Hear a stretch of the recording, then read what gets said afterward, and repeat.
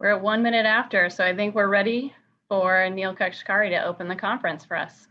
Go ahead, Neil. Well, thanks, Abby, and thanks everybody for being here. We've got a great lineup today. The Opportunity Inclusive Growth Institute is a research center that we launched at the Minneapolis Fed a few years ago. And the purpose is to try to use the Federal Reserve's research capabilities to try to explore and hopefully close gaps, economic gaps, opportunity gaps, to try to build an inclusive economy where people from all walks of life can fully participate and have hopefully build a better life for themselves and their families. And I'm a strong believer that education is probably the most powerful tool we have to try to close economic gaps in our society, all the way up from early childhood education, which the Minneapolis Fed has done a lot of work on over many, many years, through K through 12 and into higher education. So I'm thrilled that we're having this conversation today, and that Abby and the team have recruited, with the University of Minnesota as our partner, have recruited wonderful experts from Minnesota, but from across the country, to help us explore this topic of who pays for higher education, what's optimal. One thing I think we know for sure is that education has never been more important. And as our economy becomes more and more knowledge-based, it's only going to become more important over time. So somehow, as a society, we have to find ways of educating more and more of our young people, giving them great education, hopefully, but doing it at a way we can afford. The answer cannot simply be, we're going to increase demand for higher education, and that means the price is going to go up, and that means all students should just saddle themselves with ever increasing amounts of debt. I don't think that's a good solution for the students or their families, and I don't think it's a good solution for our society and our economy. And so I think that this topic that we are going to explore today is enormously important. One thing that I learned during the financial crisis in 08 and 09, state budgets got hammered by the financial crisis. And the outlet for those budget pressures were student loans, because they said, well, we can dial back our support of public education or higher education, and then students can simply take on more and more debt. So you saw a big upswing in student debt burdens, partially as a result of the financial crisis. Again, I don't think that's a sensible long-term economic model. And so I don't have all the answers, but I'm looking forward to learning from you, all of you today. And I know we've got a great lineup. I'll let Abby introduce the panels and the panelists, but thank you all for being here, to the panelists for participating, but also to the viewers who are going to be participating and asking questions. So we really appreciate it. And I look forward to a great conversation with all of you. Thank you. Thank you everyone for joining us, and Neil for kicking this off. Welcome to the Opportunity and Inclusive Growth Institute's virtual spring conference. I'm Abby Wozniak, Director of the OIGI here at the Minneapolis Fed. We have an ambitious schedule for our 3 hours, so I want to get us started right away. The big picture goal of our meeting, as Neil said, is to lay out expert views on the trade-offs in higher education finance. As many call for reform, it's important to take stock of what's under the hood of our current system of higher education finance. And our first panel will help us do just that, highlighting the goals of public investment in higher ed and a set of facts about how aid works in the US and abroad, and what effects changes to our system have already had. Our second panel will look more closely at specific proposed reforms, and we'll conclude with a keynote address from Sarah Goldrick-Robb presenting new data on challenges to college success in the COVID environment. I'm grateful to my co-organizer, Lance Lochner from the University of Western Ontario, and we're grateful to our panelists, but especially our moderators. We look forward to engaging discussions. Please feel free to submit audience questions using the Q&A feature. A selection of these will be asked at the end of each session. In our first panel, speakers will have a chance to talk for up to 5 minutes. A reminder to panelists, please ask for your next slide when ready, and note when you're done so the next speaker can just begin. We will first have Rachel Dinkes from the American Institutes for Research. Next, Dominique Baker from Southern Methodist University, Adam Looney from the University of Utah, Rajashri Chakrabarty from the New York Federal Reserve, and Devinder Malhotra, Chancellor of our Minnesota state system. Ray Basara from the Center for Household Financial Stability at the St. Louis Fed will moderate. I'll pose questions from the audience at the end. Please take it away, Rachel. Thank you, Abby. Good morning. My name is Rachel Dinkus, and I am a principal researcher at the American Institutes for Research. And for more than 10 years, I've represented the U.S. Department of Education at biannual international meetings held at the Organization for Economic Cooperation and Development, the OECD. And as a part of this work, I'm a contributor to the OECD's annual publication, Education at a Glance. In my 3-slide presentation today, I am just going to briefly touch on how much students pay for tertiary education and what types of support they receive. Because this is only a highlight, if you're interested in more information, I encourage you to peruse through Education at a Glance or to reach out to me, and my email is right up there on the first slide. So before I use up all of my time, let's dive in. So OECD countries have different approaches to providing financial support to students in tertiary education. Despite policy changes over time with individual countries and differences across countries, national financing systems for higher ed can be grouped together according to a number of common characteristics. And countries and economies can roughly be divided into the 4 groups you see on your screen, depending on their level of tuition fees and the financial support available through the country's student financial support system. In group 1, we have no tuition fees and generous support systems. This group includes the Nordic countries like Denmark, Finland, Sweden, Norway. Students do not typically pay tuition fees for bachelor's degrees in public institutions. And in addition, they have access to generous public subsidies for tertiary education, which help cover the costs of living. In these countries, more than 55% of students benefit from a public government guaranteed loan or scholarships or grants or a combination of the two. These countries have more progressive tax structures, and individuals face high income tax rates. Now, moving on to group 2, we have high tuition fees and well-developed student support systems. And this group is composed of Australia, Canada, the UK, New Zealand, and the United States. In these countries, the financial cost of entering education is relatively high, but students benefit from extensive financial support. In Canada, over 70% of students receive financial support for their BA and their master's degree. And this proportion exceeds 85% in Australia and the UK and New Zealand.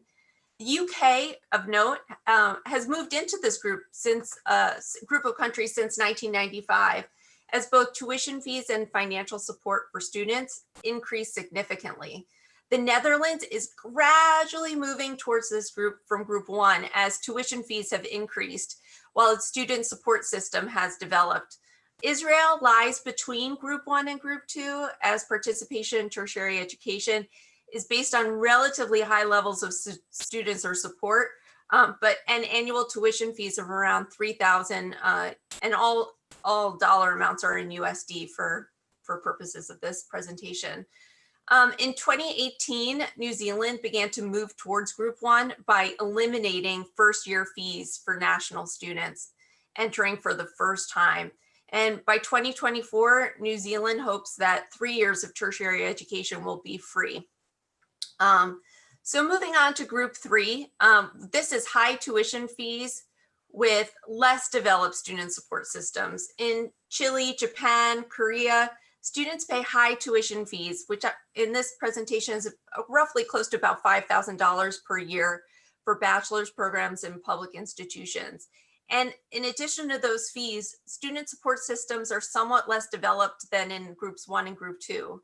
I should note that Chile implemented some important reforms in tertiary education, and access to tertiary education has become completely free of charge for low-income students in Chile. In addition, the maximum amount charged to students who do not receive the benefit of free tuition is now regulated by the amount of resources. As for Japan, it recently adopted reforms to improve financial support to students, including a grant-type scholarship program, increased interest-free student loans, and an income-based repayment system. Similarly, financial support has been expanding in Korea with the creation of income contingent loans in 2010, and of a national grant scholarship program in 2012. Last on this slide, we have group 4, which is lower moderate tuition fees and less well-developed student support systems. And this group includes most other European countries and economies. And in these countries, the average annual tuition fees is lower moderate, below roughly $2,600, and financial support is somewhat limited, which targets about less than half of the student population. Can we move to the next slide? So a key question countries ask themselves is, what financial support should be provided for students? And here in this slide, we see there are grants, loans, scholarships, and countries all use a combination of 1, 2, or 3. Other speakers today, we're going to talk more about these different types of support and equity and access issues, and I look forward to hearing what they have to say. And the purpose of this list here is to show that all countries are currently using or considering all the different types of support that we currently have in the United States. And I'd like to note that the types of support are changing across the OECD. For example, several countries have introduced some income contingent loans in recent years. For example, in the United Kingdom, it replaced its mortgage style system with an income contingent loan system in 1999. And nowadays, roughly 45% of students in the UK do not repay their student loans. Among countries with available data, Australia, Chile, and New Zealand have also adopted income contingent loan systems. And in some countries, there's a hybrid system, and this exists in Japan, Korea, and the Netherlands, which includes both income contingent loans and mortgage style loans. And now, briefly, we're going to turn our attention from who pays to what is paid. Tuition fees charged by institutions vary significantly across countries. In about 1/3 of countries, public institutions do not charge any tuition fees for national students in bachelor's programs. In another 1/3 of countries, the fees are low or moderate, and in the remaining countries, they're high, which range from about $3,000 to about $9,000 US a year. Last slide. So in the United States, I wanted to clarify just what data are used for these comparisons. For public institutions, we're using the in-state and required fees for the purposes of analysis, which is consistent with how the US Department of Education reports average undergraduate tuition fees charged for national students. And we're using IPED survey data to get at these data. And I know that I want to show here that there's a wide range of fees. For instance, in Canada, where the average annual tuition fees in public institutions are around $5,300, the fees can range from $2,200 to $7,000, and other countries have similar ranges. And just a caveat here, in the US, about 1/3 of students attend private institutions, so their fees are not captured in this slide. And additionally, what I don't have readily at hand is how many students attend public institutions outside their home state and pay out-of-state tuition at a public institution. So that's another component here that's not represented. But we do know that the out-of-state public tuition is much higher than in-state public tuition. So without further ado, I want to thank you for this short little introduction to what countries do abroad. And I look forward to hearing what our future speakers have to say. I think Dominique is up next. Thank you. That is correct. So we're starting off. I'm Dominique Baker, an assistant professor of education policy from Southern Methodist University, and I'm going to talk to you today broadly about this mix of public and private funding and thinking about the price of higher education. So what I have right here is just why do we need public funding in higher education? And so this shows over time the average tuition and fees. This actually just picks right up off of Rachel's last slide and separates us out over different sectors. And we don't have to debate today why those increases happened or any of those sorts of pieces. The main thing I want you to take away is the fact that there is a significant price to higher education. And with that, generally speaking, asking ourselves the question of whether or not we think that individuals could pay this price off of just private funding. And when I say just off of private funding, I'm referring to earnings, wealth, sort of savings and other ways that individuals have accumulated wealth, and then also sort of private capital markets, so private loans that students could potentially get or their families in order to pay for higher education. So the question is, do we think that people could sort of pay for this by private means on their own? And that becomes challenging because, next slide, we have a question of who has access to private funding. And so just sort of broadly speaking, private funding access is not evenly distributed across the United States, across the world. And so because of that, there are many different dimensions along which some people have more access to private funding than others. So I've just provided one example, but there are many different examples of this. So what you can look at is on the left, these are both pulled from a recent article in the Washington Post that shows that with inflation adjustment, white families' wealth has sort of been surging over time, while Black families' wealth has been fairly stagnant. And in 2016, we're seeing a median wealth for white families of roughly $150,000, while for Black families, it's roughly $13,000. And I agree that education can be a powerful tool to help think about closing gaps, but it's also important to sort of keep in mind when we look at the second graph that these gaps are present at all along the education spectrum. And this gets into the differences in returns for degrees based on, in this instance, this is race, but this is true for a number of different groups. And so when we think about private wealth and who has access to it, we have a lot of numbers, and a number of them from many different Federal Reserve boards that show that not all individuals and all families have access to the same amount of money. This is also true in private capital markets.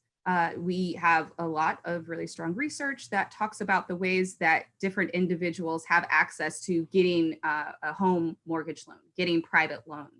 And so that plays out in who has access to extra money to be able to attend higher education. Now, another way I'll show this, next slide, please, is sort of what happens when we remove access to public money. So I'm going to talk as an example about a program called the Parent Plus loan. So this is a loan, a federal loan that families have access to with sort of less credit requirements than private loans, like if you went down the street to a Bank of America to get a loan, that would allow parents to contribute up to the cost of attendance for students. And what I'm showing you here in this graph is along the x-axis is plus loan amounts. And that's basically among students who borrowed plus loans, how many attend an HBCU. And so what you can sort of see is that the dashed line is the share of students that attended an HBCU in the samples. This is from NIPSAS 2016, basically a national representative sample of students in the United States.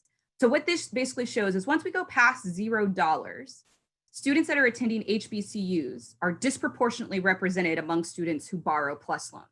And this can be due to a number of the things that I was talking about previously, who has access to private funding, all these sorts of pieces, so, historical and structural racism that has blocked students who attend HBCUs, historically Black colleges and universities, from having additional funds to be able to attend higher education.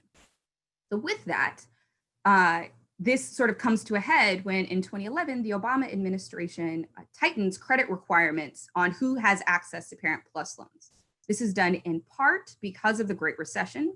But what winds up happening is you think if these credit requirements are tightened and students lose access to the Parent Plus loan, then their option is either to basically use some other type of private money or to remove themselves from higher education, to sort of change their consumption of higher education. And we have good evidence that shows that what happened was students changed their consumption of higher education. So when this rule changed, what happened is that students chose to drop out of college. So they didn't have other access to other money. So this is when we think about a private-public mix, these are the types of things we want to be keeping in mind of how we think about funding higher education, and particularly what equity means for that. Thank you.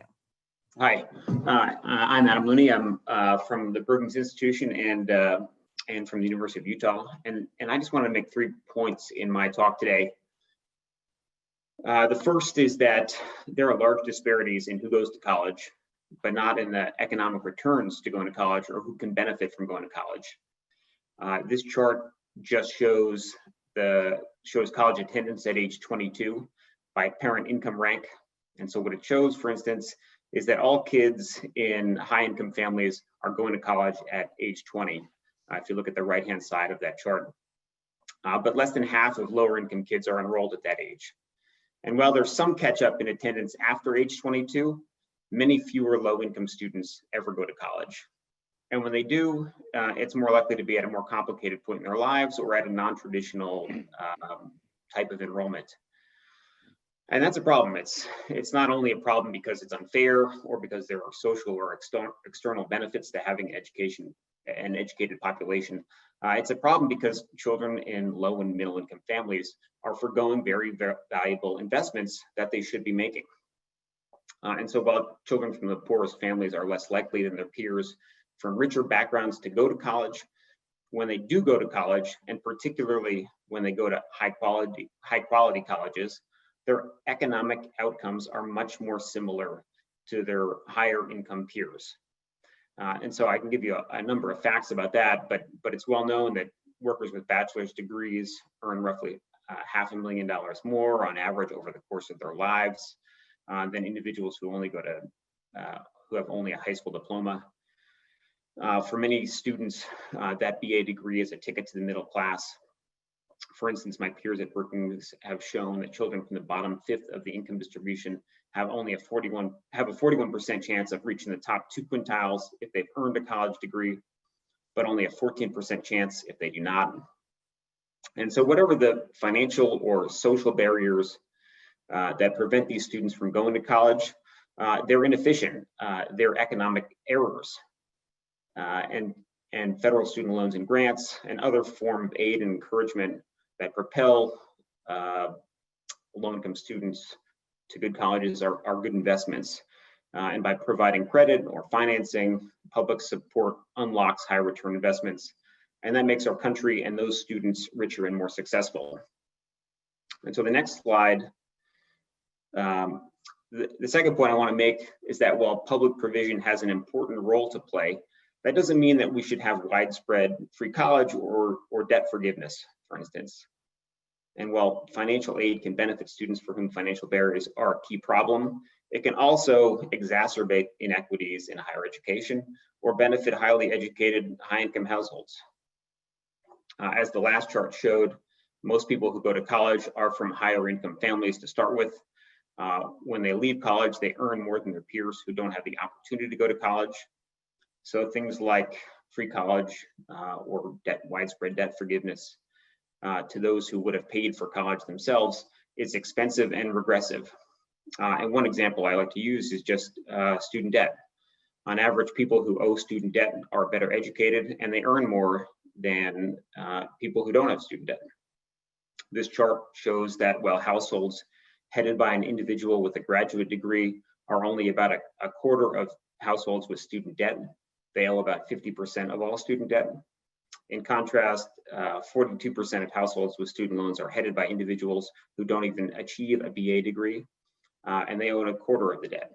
And I can show you a chart, by income rather than by education, that shows that students and families from higher income families owe more student debt than students from low income families. And that's simply because they're more likely to go to college, they're more likely to go to graduate school, and they're more likely to attend expensive schools. And that probably understates how regressive some policies like free college or debt forgiveness could be, because it ignores the fact that many high-income households pay out of pocket. So the point is, while there's a strong case for using public funds to reduce financial barriers to going to college, if done wrong, it can exacerbate inequities or absorb budget resources that could have been better spent. And my last slide, the point I want to make here is is that this is not an intractable problem. We can do a better job just by targeting aid to those who need it and working to ensure that that aid is available for use at high quality educational institutions. One of the examples I like to use is income-based repayment. It achieves the kind of targeting now, and it could work better in the future. So this chart shows the average monthly student loan payments of households ranked by their household income in 2001 and 2016. Broadly speaking, what you see is that the chart shows that higher income households face larger monthly payments than low income households.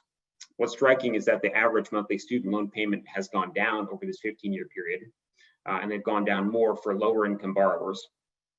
And that's particularly surprising because between 2001 and 2016, the average amount of student debt owed by households has surged.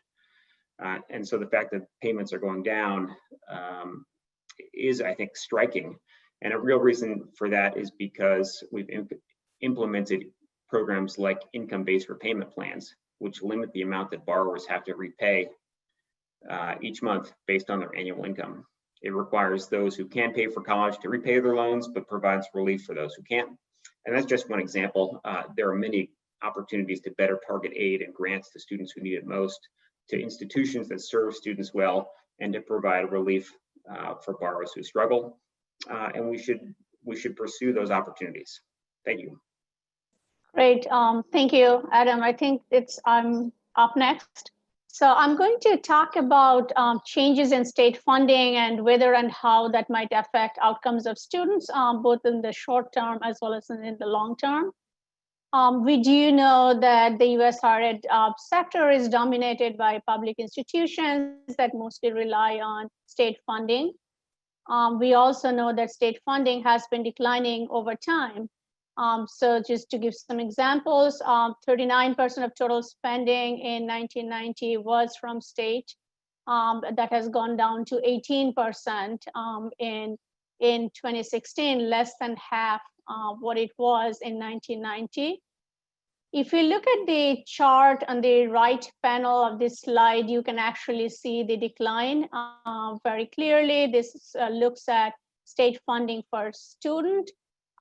So we can see that towards the late 1990s, running up to 2000, there was actually an increase in state funding per student. But after that, we have been steadily declining. And there has been, as Neil mentioned in his opening remarks, you can see a pretty sharp decline during the recession period.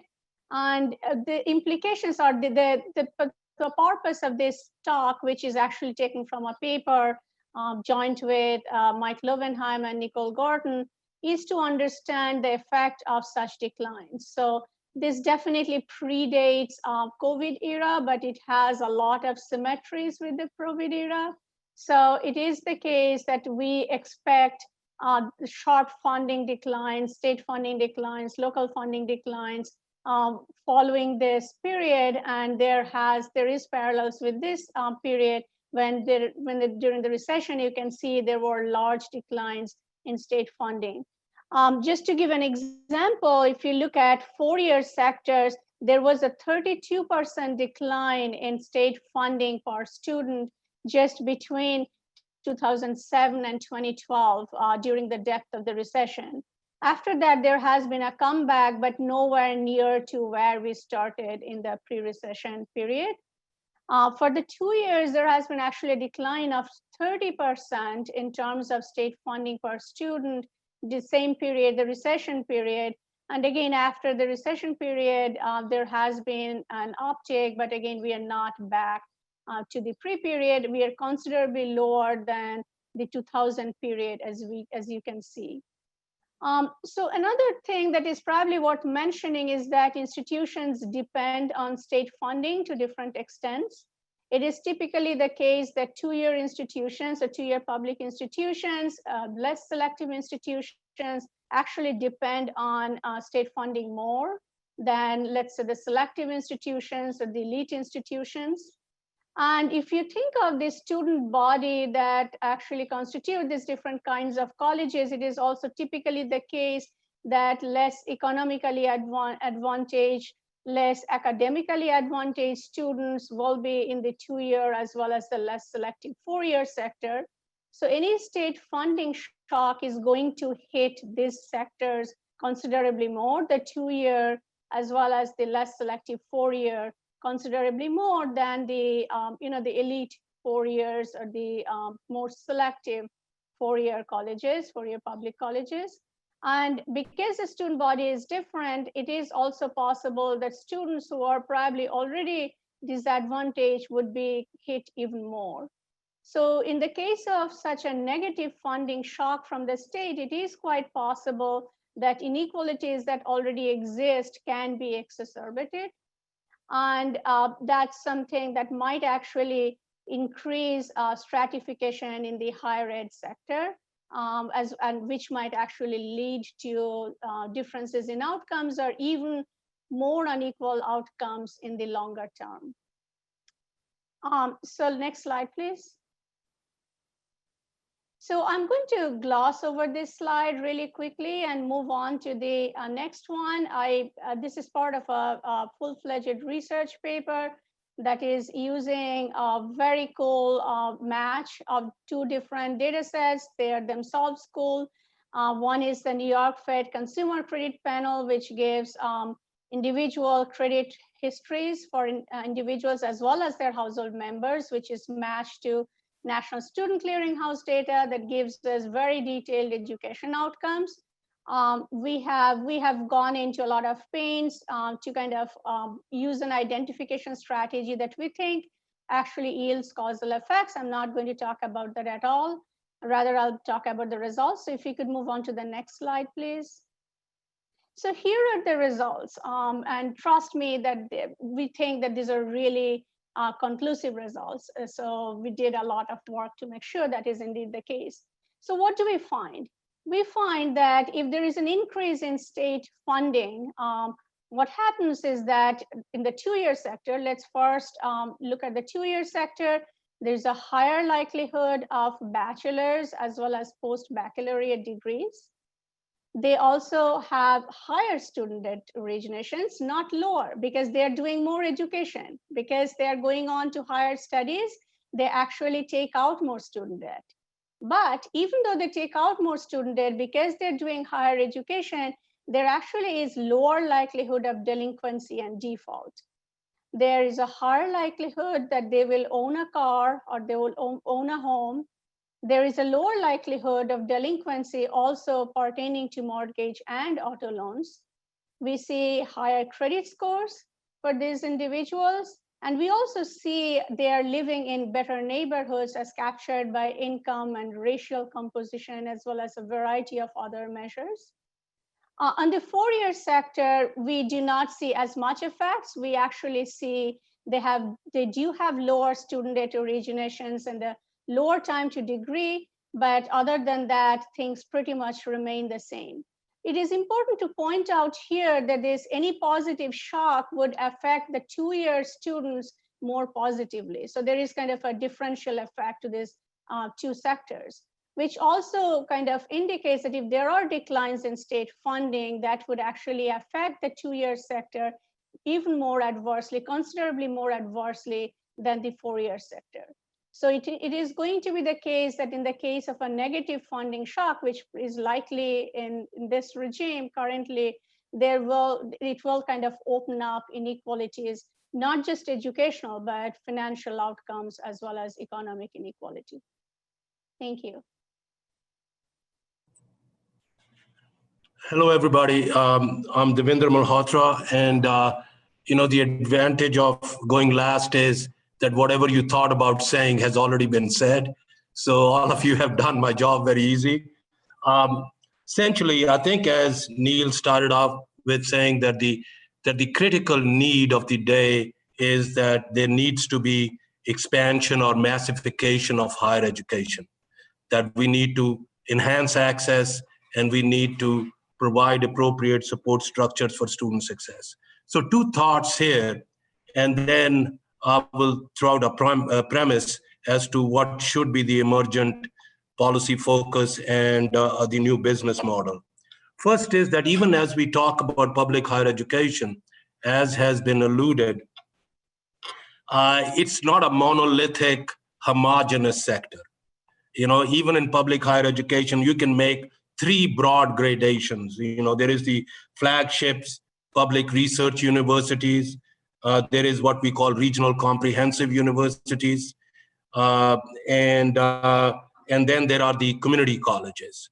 Now, if you look at the enrollment, undergraduate enrollment, it is really the regional comprehensives and the community colleges which account for overwhelming amount of undergraduate enrollment. And so I point this out because, for example, in Minnesota, I think Minnesota State Colleges and Universities, which is 32-year colleges, 7 regional comprehensive universities, we account for close to 65% of the total undergraduate enrollment. I make this point because there is what is really the vehicle through which massification has occurred and will occur with appropriate public investments. And the second point is that in all of these 3 sectors, the flagship publics, the regional comprehensives, and the community colleges, the mission, the focus, and the business models are widely different. So how public investment impacts them is also widely different. And it is not unusual to see that flagships and public universities rely less on public investments than, let's say, regional comprehensives, and regional comprehensives rely less on public investments than, say, community colleges. And with that, I really want to come to a point where I want to throw out a proposition. And I would say that if indeed the purpose is to increase the proportion of educated populace, that is, if we want to increase the percentage of population with post-secondary credentials, then I would say that the policy focus of both public investments and the emergent business models as colleges and universities wrestle for their sustainability should be closing the educational equity gaps. Because ultimately the expansion would require increases in enhancing the access to those who were historically, because of either economic fragility or because of other reasons, shut out from participation in higher education. And then once we bring them in, we need to provide support structures which will promote their student success. And so if that is the case, then I would say that closing the educational equity gaps, both in access as well as in student success, should be the organizing principle of the focus of public investments as well as the new business model. Why do I say that? The last major expansion which occurred was after the Second World War, in the post-war era. And at that point, the demographics were very favorable. From 18 to 22-year-old demographics were very favorable for that expansion. In today's expansion, when it will come in higher education, it'll come mostly from, since the demographics themselves are stacked against expansion, then that expansion will come from potential pent-up demand in communities which have historically had very low participation rates. And they will come from the fact that given in today's knowledge-based economy, the person entering the labor market today may change jobs 3 to 5 times. So there'll be touch points which will occur later in their careers too with higher education. And so if you put all of this together, it is clear to me, if we focus on equity gaps in access and success as the organizing principle, then higher education public investments in higher education would lead to economic and social empowerment.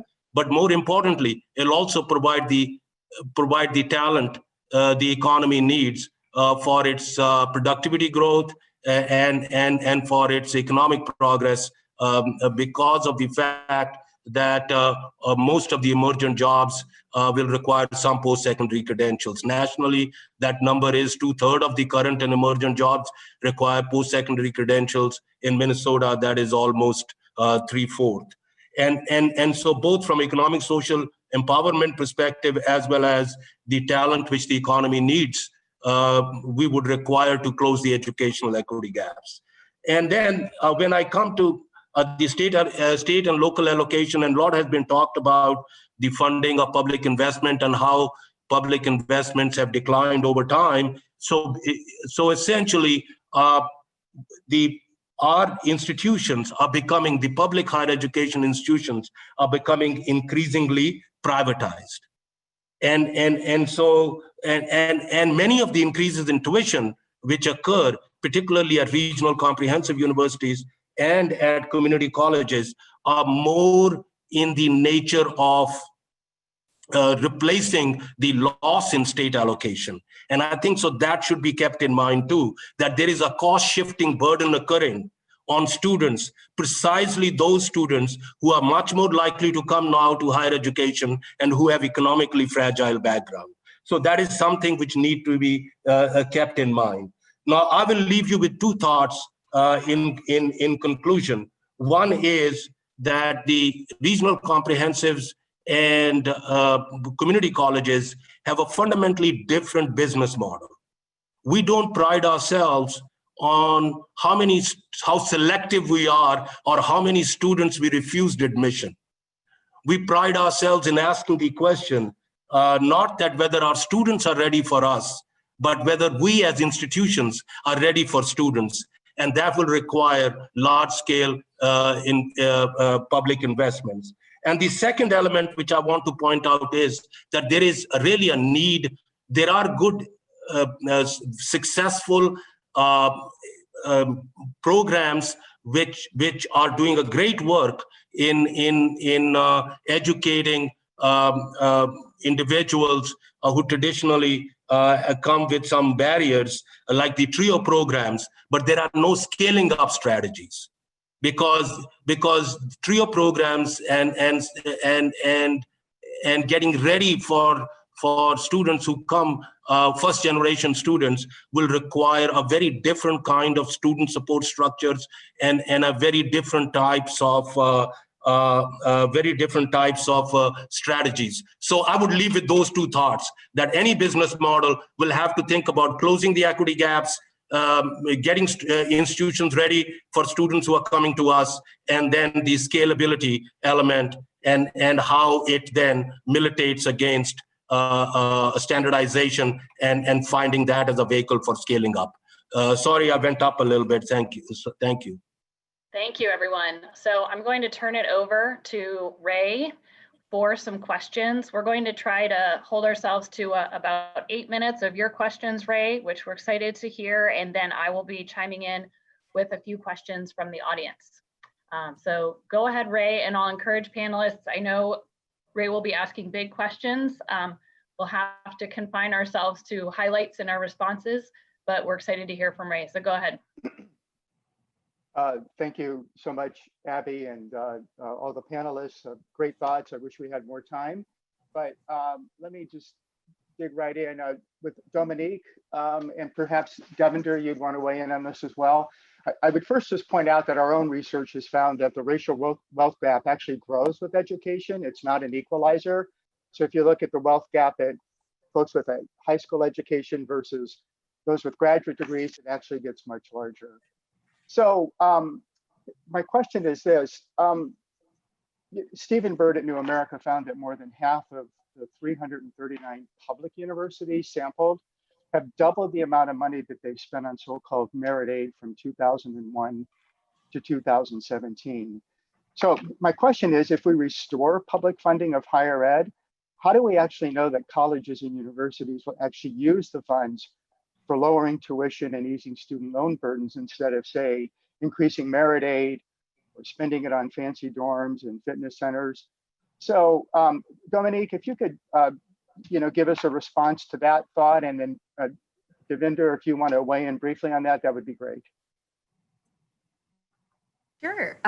So yes, there has been a trend, and this sort of aligns with the trend that Devinder was mentioning, that both we have pushed more towards removing funding from institutions, public institutions, removing state funding, and then also that putting more money towards merit aid at state institutions. This might be new merit programs that are created across the state versus at private institutions. This can be sort of institutional grants that we do to sort of discount the amount of money that families have to pay. And so I do think that reinforcing the public funding to higher education can be critical.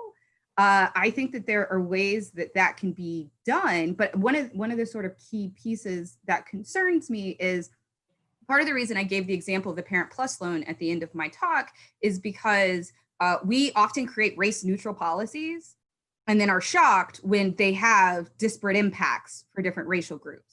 But if we accept, right, that we work within structures that are built off of racism, and we're not working to actively work against that, then we have to keep in mind that race neutral policies are going to sort of intersect with that reality. So I think that we have to think really carefully about whether or not race neutral policies are the only way that we can go about making policy, and actually think really deeply about what the potential unintended consequences are of if we just put funding out there is a way that we say that a part of this money needs to be tied to instructional expenses and student funding. The federal government could do that if they wanted to. The federal government can also check on an accountability side to see how well are students doing? How well are we closing equity gaps that Devinder has been talking about? I think conscious policies is a term that seems to be catching on in inequality circles as opposed to race neutral. Yes. So yes, thank you, Dominique. Briefly, Devinder? Yes, I mean, I think Dominique has already pointed out the need for investments of different kind. The only thing I would add is that the next expansion in higher education will come by recruiting students which have been historically marginalized groups. So we shouldn't just look at the cost of tuition and somehow trying to cover that. They are coming with tremendous amount of economic fragility and other barriers. And therefore, we should look at total cost of funding this. And in that context, I think additional public investments in higher education, which are aimed at enhancing access from these communities, is a lot more useful than the current patterns. Thank you. I'd like to direct the next question to Adam and tap into your tax policy expertise. I think folks don't often think about tax policy as a source of public funding, but it is, and it generally is very regressive.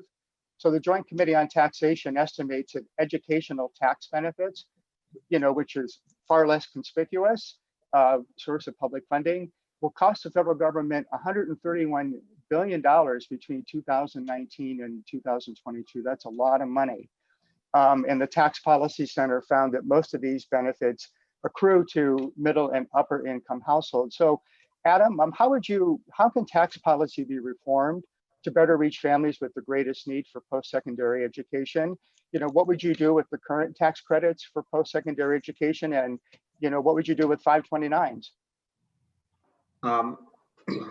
Sure. So, I mean, first to reiterate what you just said, these are very large programs. They're on the order of in size of things like the Pell Grant program, but much less, I think, visible to individuals and taxpayers. That means that they're, in a budget sense, very large.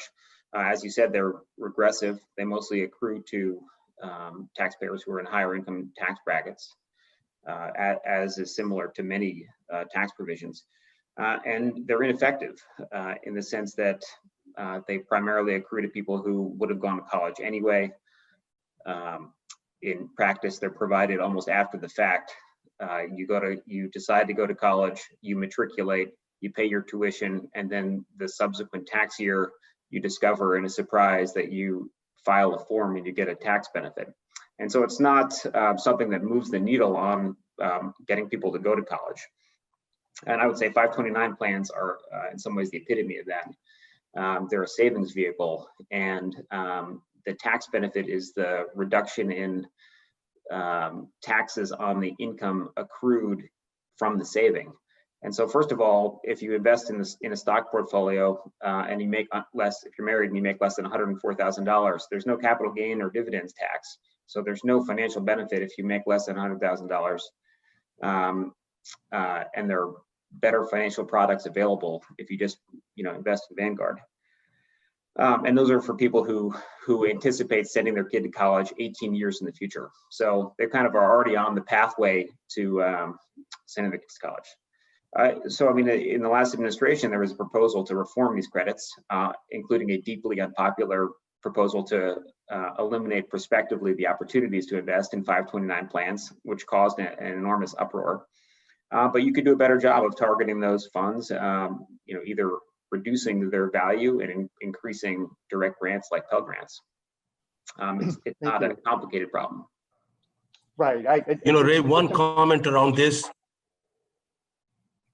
Yeah, just one, if I could, just one comment. Historically, historically, monetary and fiscal policy has aimed at subsidizing the creation of physical capital.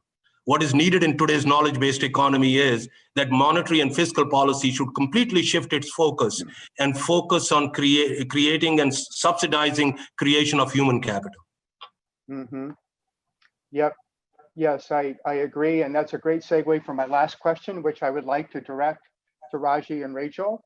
So Eric Hanashek at Stanford found that in a paper we commissioned for him a few years ago, that improving skills at the bottom end of the distribution, economic distribution, would affect both individual outcomes as well as aggregate economic well-being. And I'm just wondering, do you think, as economists, having more and better data about the public and economic and social returns of post-secondary education could help restore public funding? Yeah, I can take that first, and then maybe Rachel. So, or do you want to go first, Rachel? So basically, yes. So definitely there is always a need for data and to understand these things much better. And only when we understand these things can we actually think of policy to tackle these things. We do not really understand these things very well, and a lot of it is because of lack of adequate data. The other thing that I will also add is the availability or easy availability of that data set. So college choices, which college you choose is extremely important, and it is going to drive your later life outcomes. But college choice, the information that you use to do a college choice is not easily available. It is in most cases not available.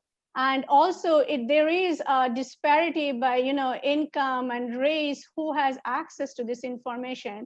So if you go to elite high schools, they have counselors, advisors who would really advise you to make the right choice, go to the right school. That's often not there in many other schools. So that gap kind of starts from there. And that also is because of a lack of available data, lack of available information, and to make it readily available to the people who need it the most. So definitely it would make a lot of difference. Rachel, I know you were skeptical that we don't even necessarily have really good data to make the case here. So I'm guessing you would agree that more and better data might be helpful. Yes, I think there are a lot of smart people on this call today. And I think one of the hard things with income contingent loan repayments is how you categorize student debt at the long term and make internationally comparable indicators when you have a long-term projected model of what that repayment looks like. I think we've started to explore using big data, credit card debt across countries, what that looks like. But I think it's really difficult with all the different types of supports that are offered to students to create internationally comparable metrics. And I think that the U.S. Department of Education can do a better job on what student debt is and estimating that and providing it as a public data source for research. Okay, thank you. I'm going to turn it back over to Abby for audience questions. Thank you. So we've had a number of really great questions from the audience. We are close to our time, but I'm going to try a lightning round just with two of our panelists. I'm going to ask you to maybe try to give a yes, no answer in 1 or 2 sentences to explain. So those two are Dominique and Adam, and you have different questions. So I'll start with Adam. Folks asked, there were a couple of questions along this line. You're showing that the share of debt held by lower income households is small, but the burden of that debt on those households might be significant, even if the share that they're carrying is lower.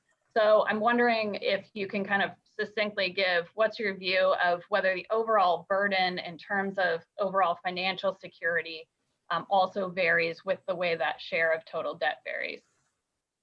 Sure. I mean, I think the students who struggle the most with student debt are clearly those who haven't finished a degree. They've gone to an online or a for-profit school and dropped out. They don't have very large debts, but they represent most of the defaults. And so I think that there are ways to manage that. I think the most important way is probably through a system of accountability where we held institutions more responsible for leaving students with such poor outcomes. But I think on the back end, we have an income contingent system that can provide a pathway to loan forgiveness for students who have been poorly served. Thank you. And for Dominique, there was a question about whether, so we came to the topic of race conscious policies, and you showed really the very stark differences in wealth accumulation between Black households and white households. And so the question for you is really, would a greater emphasis on family and household wealth in aid calculations, is your view that that would go quite a ways toward a better set of policies that's more accommodative and supportive for Black students and reduce some of the inequities? Or do we need kind of more direct, more race consciousness in future adjustments? So I'll say sort of broadly, I don't think that'll get us quite the bang that we would hope for. And that's primarily because when Ray was talking about the wealth that is not accumulating, part of that reason is because certain individuals have more debt.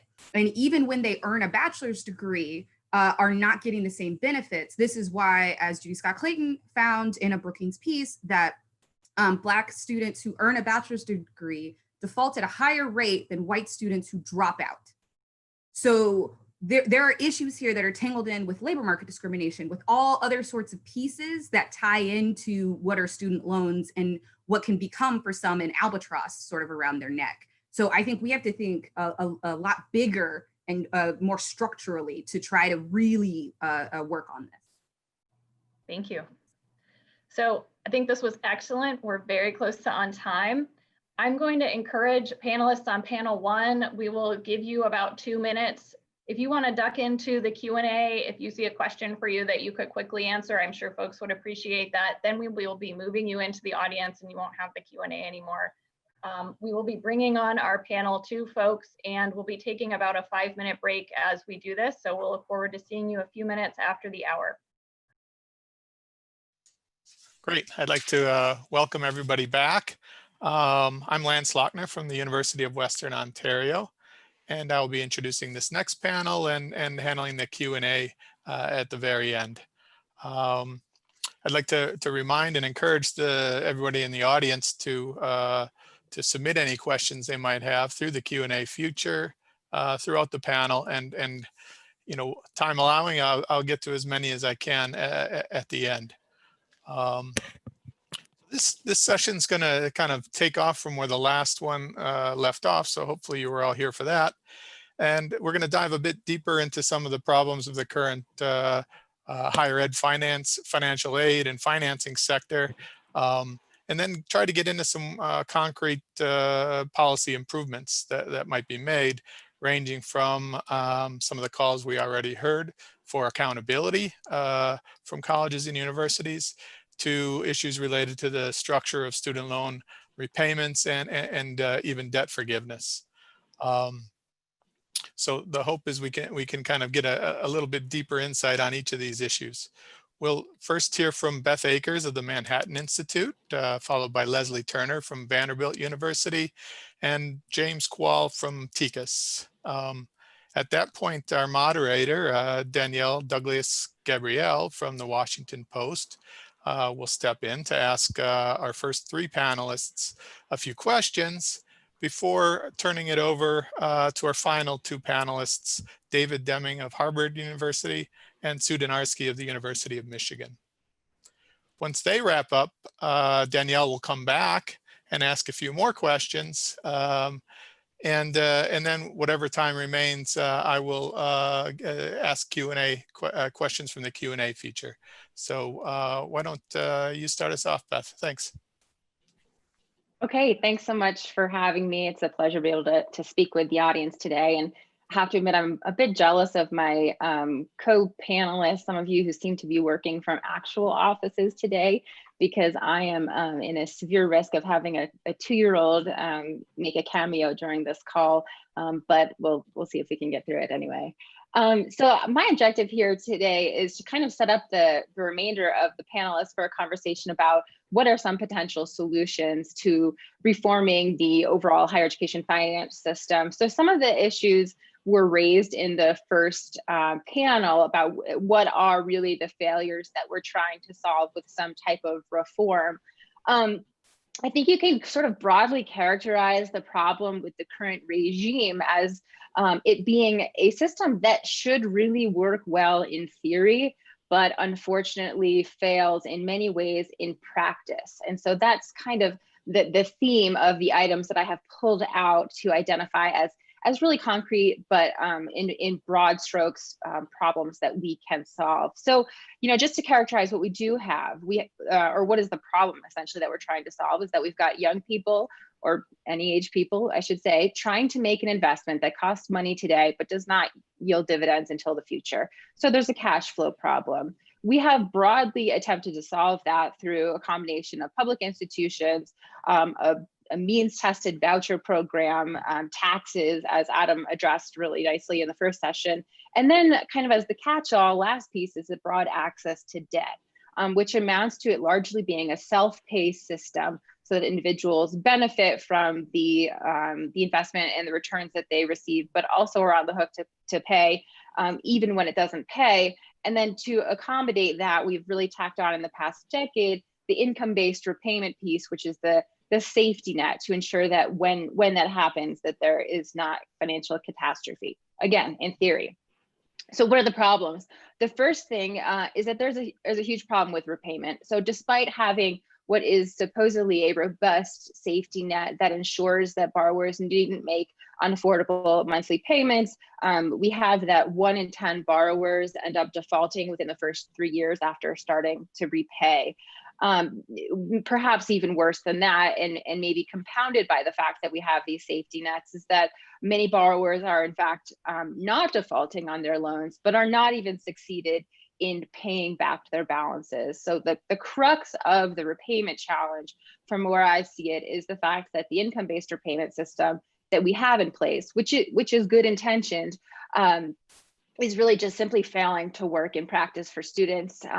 As many of you may already know, the safety net is a cobbled together system of different programs, such that people are universally covered by it so that they can have their monthly payments reduced during times of reduced income or no income, and then ultimately have debt forgiven. But it isn't working well for people. We know that a lot of people may not be aware that those benefits exist to them. And even when they do know that they exist, it seems that the administrative burden of enrolling and staying enrolled in IBR is quite challenging and maybe creating a repayment barrier for students. So kind of the second broad area of, I think, failure that we're trying to fix with any sorts of future reforms are continued problems of access and equity.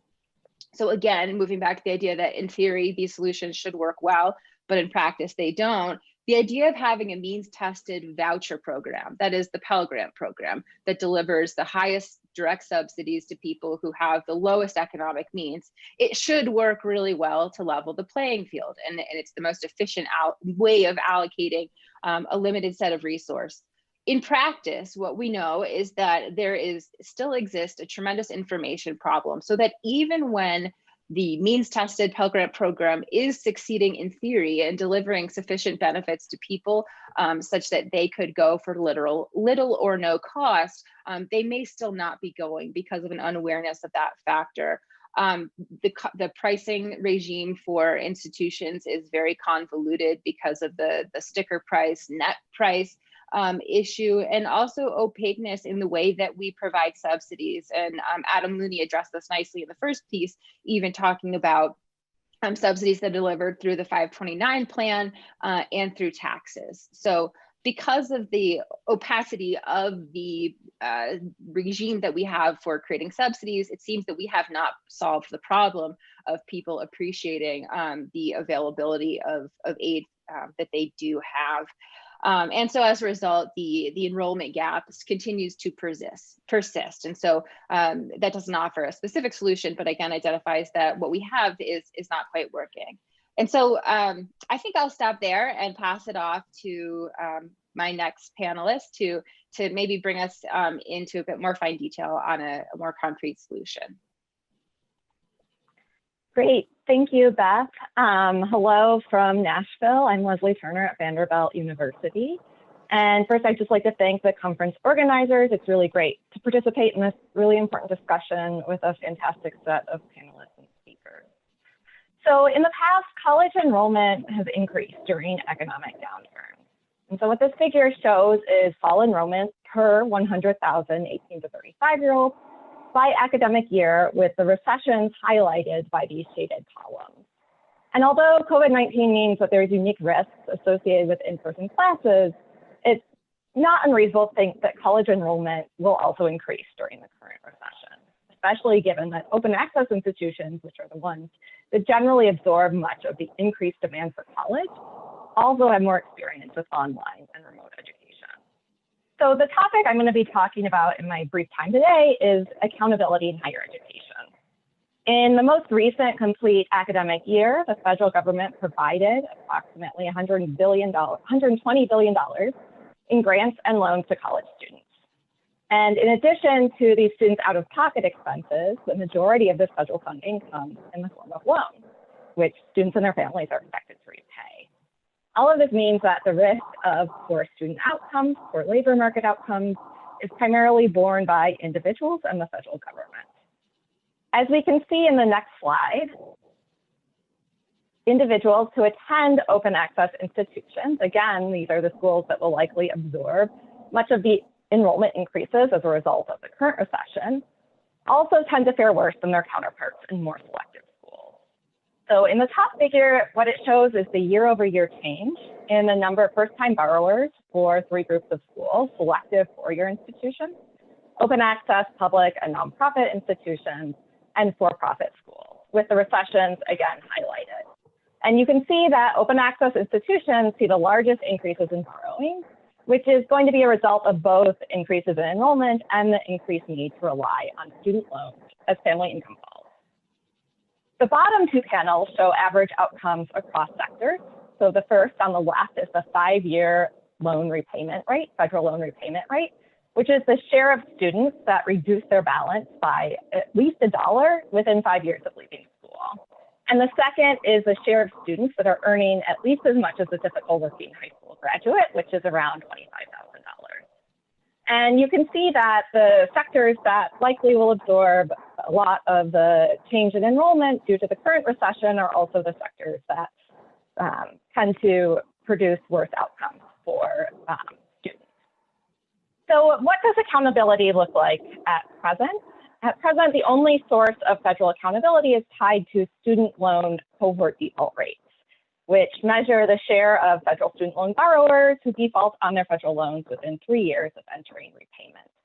And under these regulations, if a sufficiently high share of borrowers default on their loans, the school loses access to give out federal student aid to its students. In recent joint work with Stephanie Tellini and Rajiv Darolia, we look at the effects of these regulations when they were first implemented in the late 1980s and early 1990s. And when these regulations were first implemented, over 1,000 institutions were sanctioned, and the vast majority were for-profits.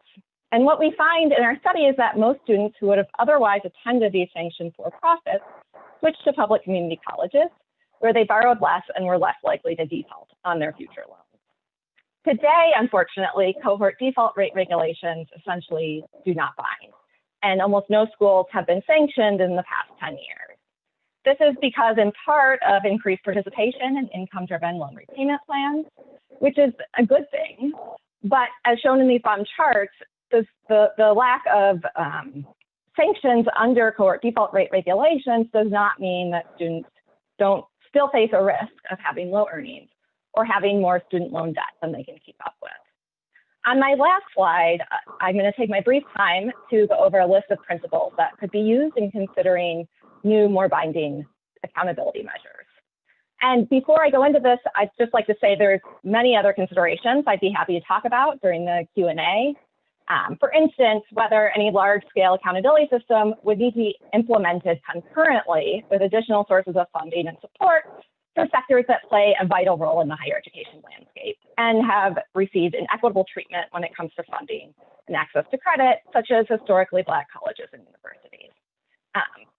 So first, accountability metrics should be able to serve the additional role of providing clear information to prospective students. Second, metrics should be clearly linked to outcomes that are unambiguously good for students, for instance, earnings, employment, or loan repayment. Third, these metrics should be difficult for institutions or other parties to manipulate. And fourth, it's generally easier to agree on a minimum threshold for quality so that any student that goes to higher education, takes time, takes money, should at least be able to achieve this type of outcome. Okay, it's easier to agree on minimum thresholds than it is to choose between top performing schools or top performing programs. And sort of choosing the best programs or schools is hard because we all know education provides many benefits that are different and may be weighed differently by different individuals. And then finally, these metrics should be able to be measured quickly enough that most students will be protected from low quality schools and programs. And so with that, I will hand things over to James, and I look forward to all of your questions during the Q&A. Leslie, and I really appreciate the Federal Reserve focusing on these important questions of inclusive growth, and I'm honored to be a part of the really perceptive group here today. We used to think of student loans as one of the best investments students could make, and we do still see that in our system, loans are important to students' ability to enroll and complete their programs. But we also know for large numbers of students, taking out loans is a risky bet, and many of them have unfavorable outcomes. We see more than 1 million students default on their loans every year. For context, we have about 3 million people graduating high school every year. So there's, very large absolute number of students who are either defaulting or who are unable to pay down the balance of their loan. The principal safety net program that we have is called income-driven repayment, which is an umbrella term for 5 different, very similar plans that base monthly payments on a sliding scale related to income. The plans are very similar, but for individual students may differ in important respects. They have different eligibility depending on when you first borrowed or when you, what dates you had a loan outstanding on. Nonetheless, they seem to work, and there's a great study from Dan Hertz which found that although students make lower monthly payments under IDR, they're also less likely to be delinquent, and as a result, they actually repay more of their loans. So it seems to be a win-win for students and taxpayers. Nonetheless, there's a lot of room to improve those programs, and there's an emerging bipartisan consensus around consolidating the programs into a single repayment plan, working to access tax data to make the income certification process much simpler, to better targeting subsidies, which can be particularly generous to high income borrowers, and finally make sure that forgiveness at the end of the program, when you've reached the end of the income driven period, is tax-free, and at current it is taxable. On the next slide, there's a description of some of the other important loan forgiveness programs. And again, the idea is to target those who we have particular reason to think may have trouble repaying their loans. The problem is none of these work very well. The public service program, famously has a 99% rejection rate. Congress created a supplemental pot to help some of those, and the supplemental pot also had a 99% rejection rate. In part, the program is not mature yet. People haven't reached the 10-year period, but the bottom line is for all of these programs, they're extremely difficult to navigate for students. And we know that a majority of students who are eligible for these discharges are not receiving it. I think for the first three, you have a combination of poorly designed policy and poor implementation, and we should be thinking about structuring those programs so that determinations can be made automatically based on administrative data. The borrower defense is a little different, where you have differences of opinion on to what extent what students should have to show related to illegal conduct by their colleges in order to get those loans written off. I will say that the administration, in repealing the previous administration's rule and substituting its own, published estimates that 2.5% of loan volume is connected to illegal conduct by their colleges. I don't know the basis of that number, which is in their regulatory impact analysis, but it certainly is a sobering one.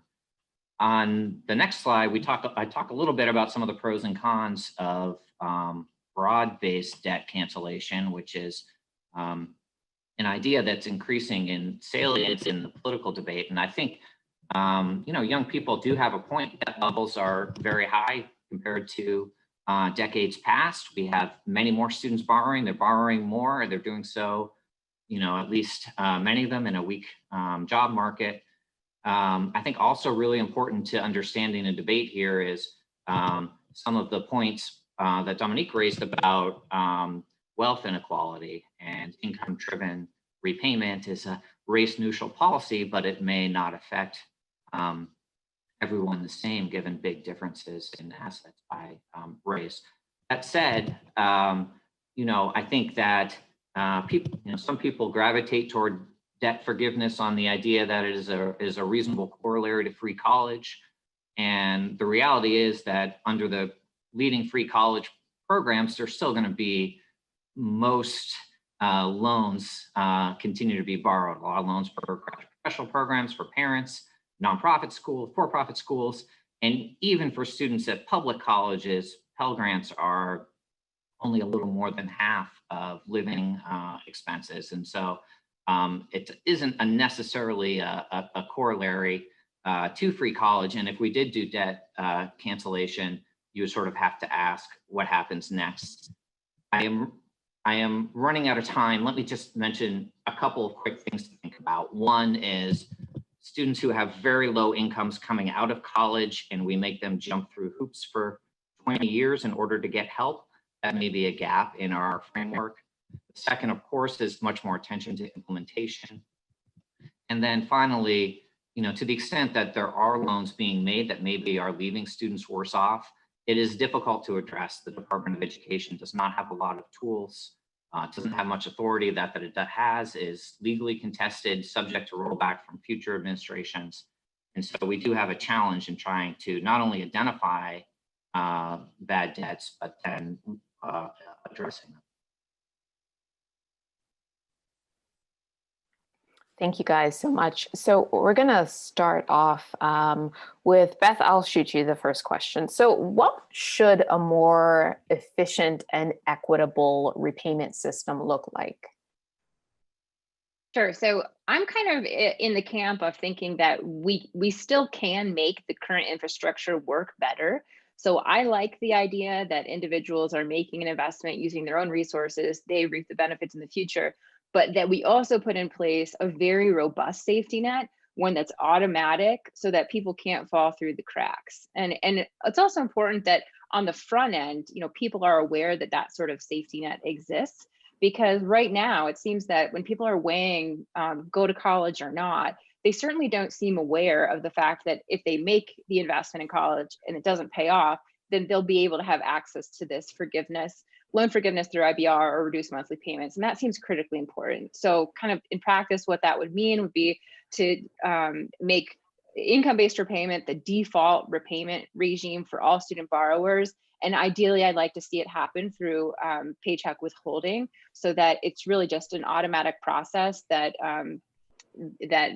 students don't have to navigate any sort of system to be able to engage with. I guess one of the questions about having a paycheck withholding is that there's some concerns about prioritizing student loan payments over other living expenses. How do you account for that? I like the framework of doing it, but I think that there's a lot of options that you could bake in to make it work better. For one, if you wanted to reduce the amount of income that's devoted to student loan repayment, I'd be okay with that. You know, I really like the structure. Like I said, I'm less wed to the exact parameters of the current program. And I think you could also have different types of opt-outs that would capture people who, you know, who that program works for, but exempt people who know that there's a different path that would be preferable to them. Leslie, I'm going to shift to you. You know, one of the criticisms of cohort default rate is that it is easily gameable by savvy enough colleges through either encouraging students to go through forbearance or even with income share agreements, as you mentioned, income-based repayment, as you mentioned during your presentation. How do you design a model with accountability measures that can't easily be manipulated? That's a really great question. And I think it's a really important thing to think about when thinking about measures that would replace cohort default rates. So, you know, we want metrics that are clearly tied to outcomes we think are unambiguously good for students, but are basically outside of the control of institutions, except through what institutions do to educate their students and get them through the door. And so I think it's maybe it was on purpose that I showed two particular types of outcomes on my second slide, looking at loan repayment rates, which is capturing how much progress students are making towards paying back their loans. And in doing so, it is capturing sort of things about how much students are earning they took on relative to the earnings they were able to get from their college education.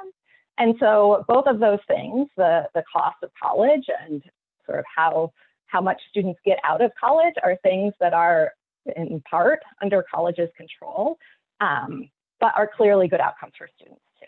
And then the other metric was tying earnings of former students to a threshold based on earnings of high school graduates. And the nice thing about that type of metric is that if you have this benchmark against a particular group, high school graduates, which we can think of as sort of on average, the counterfactual for college students, during economic downturns, those students also experience sort of the negatives associated with a bad economy. And so that benchmark adjusts with economic conditions. And like loan repayment rates, how much a student earns after college is in part attributable to the education that they got, but it's clearly hard for a school to manipulate through ways that don't involve improving quality. Is there a role for risk sharing in this kind of accountability complex? Really great question. So risk sharing would be, for instance, where schools would be on the hook for a share of loan dollars that weren't repaid or were defaulted on.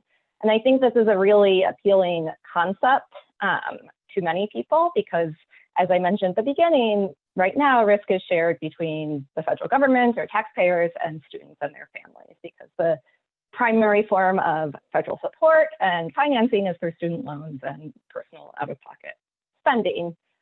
I think theoretically risk sharing makes a lot of sense. It's not a sort of all or one. If you don't meet this metric, you lose access to all federal student aid.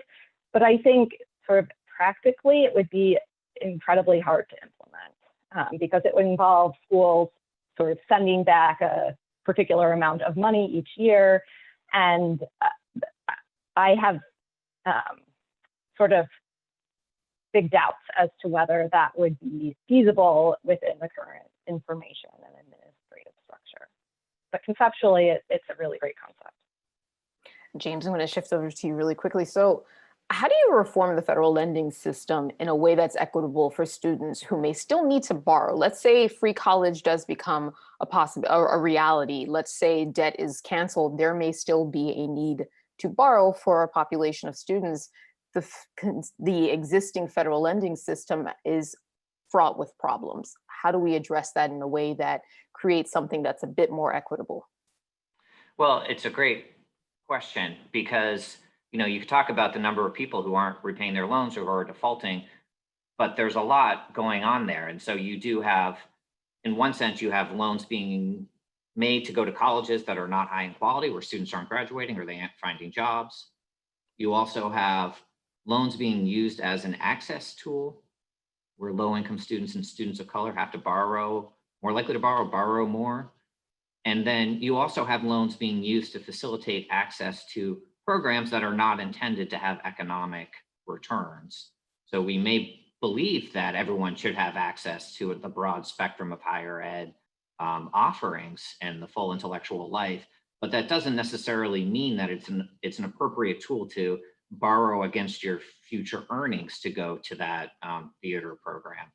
And so, I think a question that we struggle with as policymakers is, if you know that withdrawing loan access for a particular program, how do you think about the implications of that? And are you doing it in a way where, you're doing students a favor because they will be able to find a better option, or you're driving to college to improve?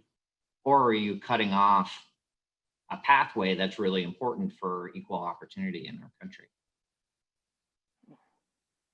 Is there a fairer concern of kind of picking winners and losers by including some of those measures to make sure that students aren't borrowing for programs that aren't going to necessarily be fiscally beneficial to their livelihood?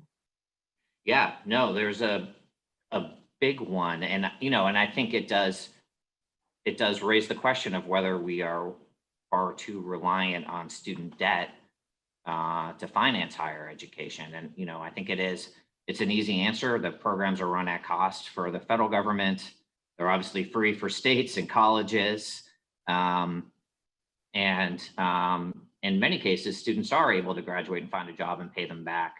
But we see more and more that there's substantial equity concerns for perhaps a minority, but very large numbers of students who are taking on debts that we can see from the data they're unlikely to be able to repay. We may revisit some of these issues after our next presenters come into the conversation. Let's bring David and Sue into our conversation. David, can you kick us off? Sure, yeah. Well, thanks for having me today. It's really great to be here with all these distinguished panelists. I wanted to talk about something that we haven't really discussed that much. This is a conversation about who pays. I think we've talked almost exclusively in this conversation about the student perspective. Are students going to borrow money? How much money? Under what structure? But I think the other thing we have to keep in mind when we think about who's paying for higher education is that most students, in fact, all students at public universities and almost all students at private universities don't pay the true cost of their education, right? So if you go to a public university, you may pay $10,000, $12,000 a year in tuition, some other fees on top of that, but the actual cost of providing that education could be several times as large, $35,000, $40,000 a year. At a school like Harvard, where I teach, we're charging students an ungodly amount of tuition, $65,000 or more, but actually the cost of providing that education is upwards of $100,000 per student. And so colleges have different ways of subsidizing the student experience. And in public universities, that subsidy comes primarily through direct legislative appropriations from states, usually, sometimes local areas, to the school. And that subsidy has declined markedly over time for a variety of reasons. And it's declining in exactly a period where we're trying to go from a world where 20% of people get a college degree to a world where 60% or more get a college degree. So we see this trend, increasing shares of young people and increasingly adults going to college or going back to college. And the amount of money that we are allocating as a tax base to support that education is going down. And so over that time, you see that tuition is rising, but it's not necessarily that tuition is rising because the experience is more costly. It's actually that we're asking students themselves to foot a larger and larger share of the bill. And so what I want to sort of say about this who pays conversation is that this is a long-term structural change, and it's getting worse every recession because of the way state higher ed budgets work, but it's never getting better. And so what happens is every state, states are not like the federal government. They can't, by and large, borrow money against the future taxpayer to finance short-term shocks like recessions, right? So states can't run debts because they have balanced budget amendments in many cases. And so when they see big cuts in tax revenues, sales taxes, property taxes, as we will see this recession, and as we did see during the Great Recession, you can't just borrow money against the future. You have to reduce your expenditures to combat this decrease in revenues. And higher education is the largest discretionary item on most states' balance sheets. And so what that means is states are systematically enacting huge cuts to higher education during periods, as what Leslie discussed earlier, during periods where many more people are trying to go to college. And it was the case in the Great Recession that it basically took until last year to get back to levels of pre-recession spending because it took states years to dig themselves out of a hole that was caused by this 1 or 2 or 3 year cut in tax revenue.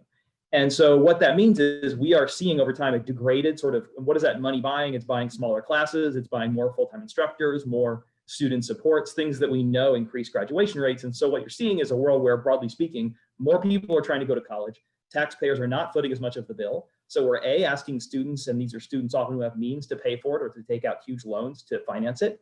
And then we're diluting the quality of the experience by making it more of a shopping mall college and less of the kind of experience that you get if you go to a college that's serves mostly well-off students. And so what I think we really need to think about in terms of who pays is, again, not just the price that students are paying, but what they're getting for the money. And that's where I think the federal government really comes in. The federal government does have the power of the purse. The feds, unlike the states, can borrow money to finance worthwhile investments. And yet historically in this country, we have this kludge-like operation where students basically get Pell Grants and loans. They get money from the federal government to pay for schools, and then they go to largely public institutions that are controlled at the state or local levels. So I think that partnership model always has to continue, but we ought to think about something more systematic than just giving out essentially vouchers. Pell Grants are essentially vouchers that students can take to a school of their choice. That's fine, there's nothing wrong with that, but we ought to supplement that with some type of what I would call a matching grant structure where the federal government supports spending by states directly into public institutions of higher learning so that they can provide a higher quality education at lower costs, so they can potentially make college free without diluting the quality of it by decreasing legislative support at the state level. And so I think, broadly speaking, I don't see a world where we're going to get to 60% or higher college completion without more federal money coming in to support college going because of these budget issues across 50 states, unless you think all 50 states are going to repeal their balanced budget amendments and repeal their tax and expenditure limitations. I don't see a world where states can finance this. And therefore, I think we need to seriously think about a major federal effort to support state and local spending on higher education. Sue? All right. So I'm mostly going to highlight smart things that everyone before me has said. We've covered a lot of ground. I think a theme that's threaded through all of these discussions is that any policy can be screwed up in practice, right? So there are policies that on paper can look quite progressive. And so an example is the high tuition, high aid model that the US now has in place. In theory, should make college very inexpensive for the lowest income students. In practice, the policy is so complicated and the process for getting access to aid, the FAFSA, the verification process is so complicated that a lot of students who are eligible for a lot of aid don't know that they can get it. And extensive research at this point has now shown that simplifying the system considerably, giving people commitments up front, can make a real difference in the decisions of low-income students. The system as it's built right now is not serving that goal. Similarly, in theory, a system of universal system of borrowing for college could work quite well and could be progressive in how it distributes who ends up paying for college. Australia is an example of a place where everyone borrows for college, but you don't pay it back unless your earnings rise above the median earnings in the country. And so people just basically pay zero if they have low earnings. It's all automatic. It works through their paychecks. If your pay drops, your payment drops. If your pay drops a lot, you don't pay anything at all. This does not resemble in any way what the US has set up in its income-based repayment system, which in theory is trying to do the same thing, make sure that those who can't afford to pay loans aren't paying their loans. Instead, what we've got is a system in which people with very small loans are ending up in default. They're ending up in financial distress over a few $1,000s borrowed for college. And so we're in a world where loans that could have worked are not working. And hence we end up at other policies that, because they're a lot simpler to implement and maybe harder to screw up, could make more sense at this point. And so one, for example, is debt forgiveness.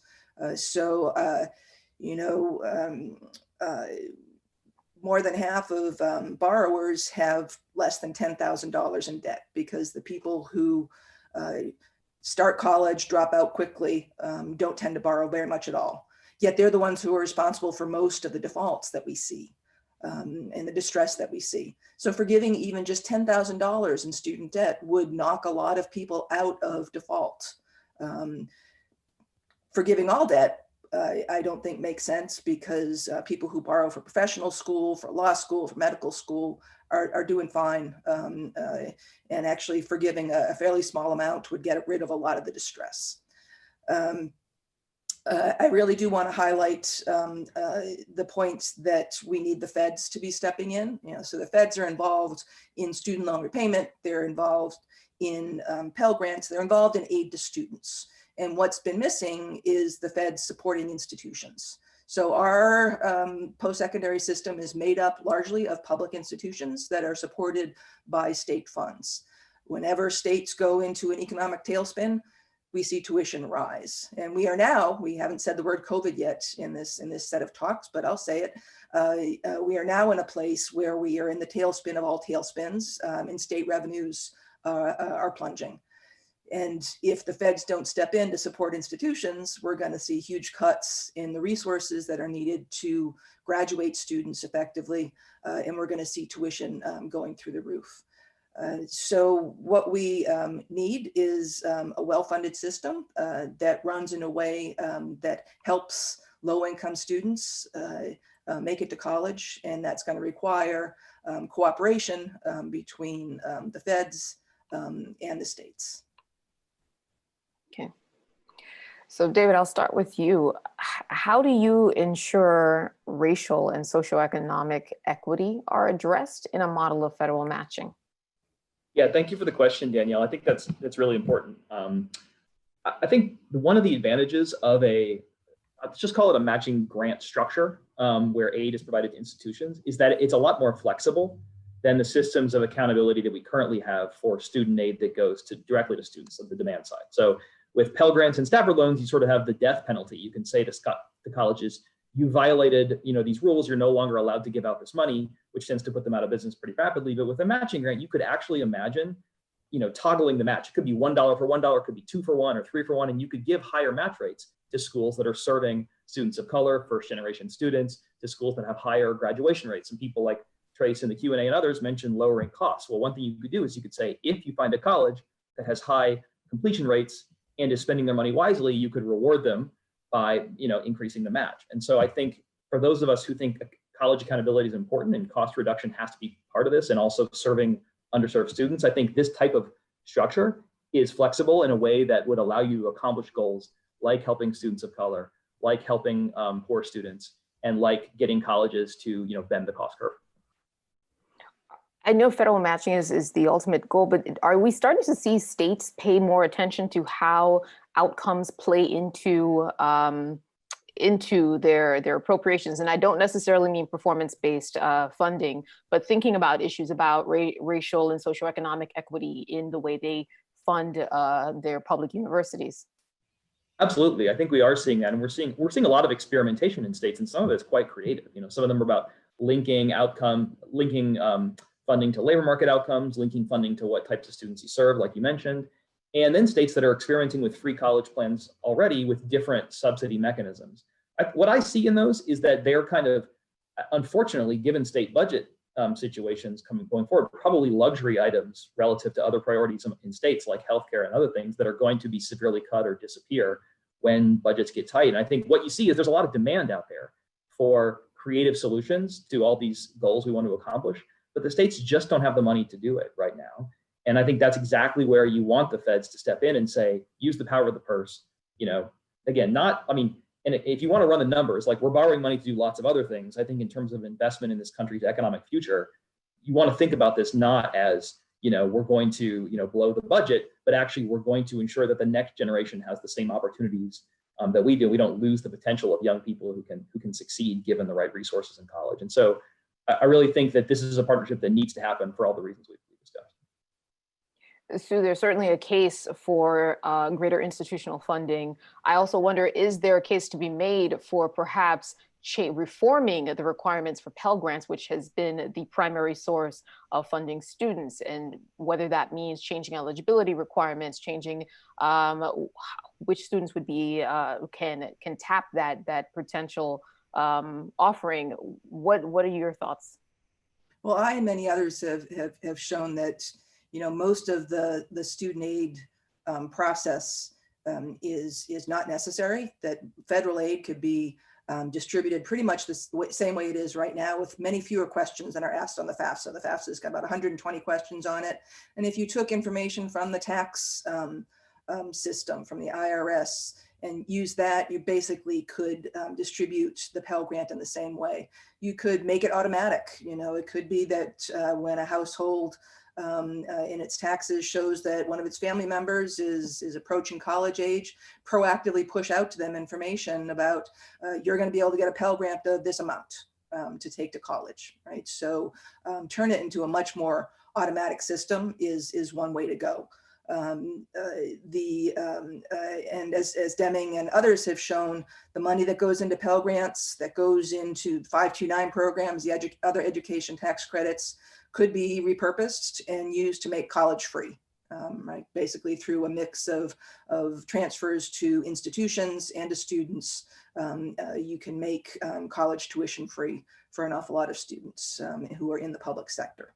So there is definitely room for improvement in how we run the aid system that we've got right now.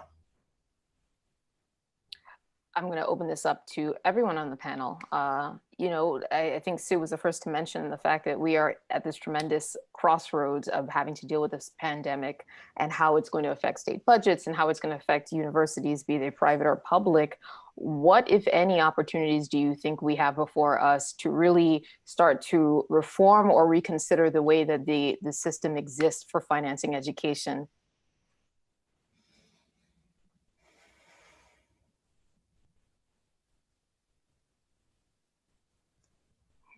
Maybe that was too big. Question.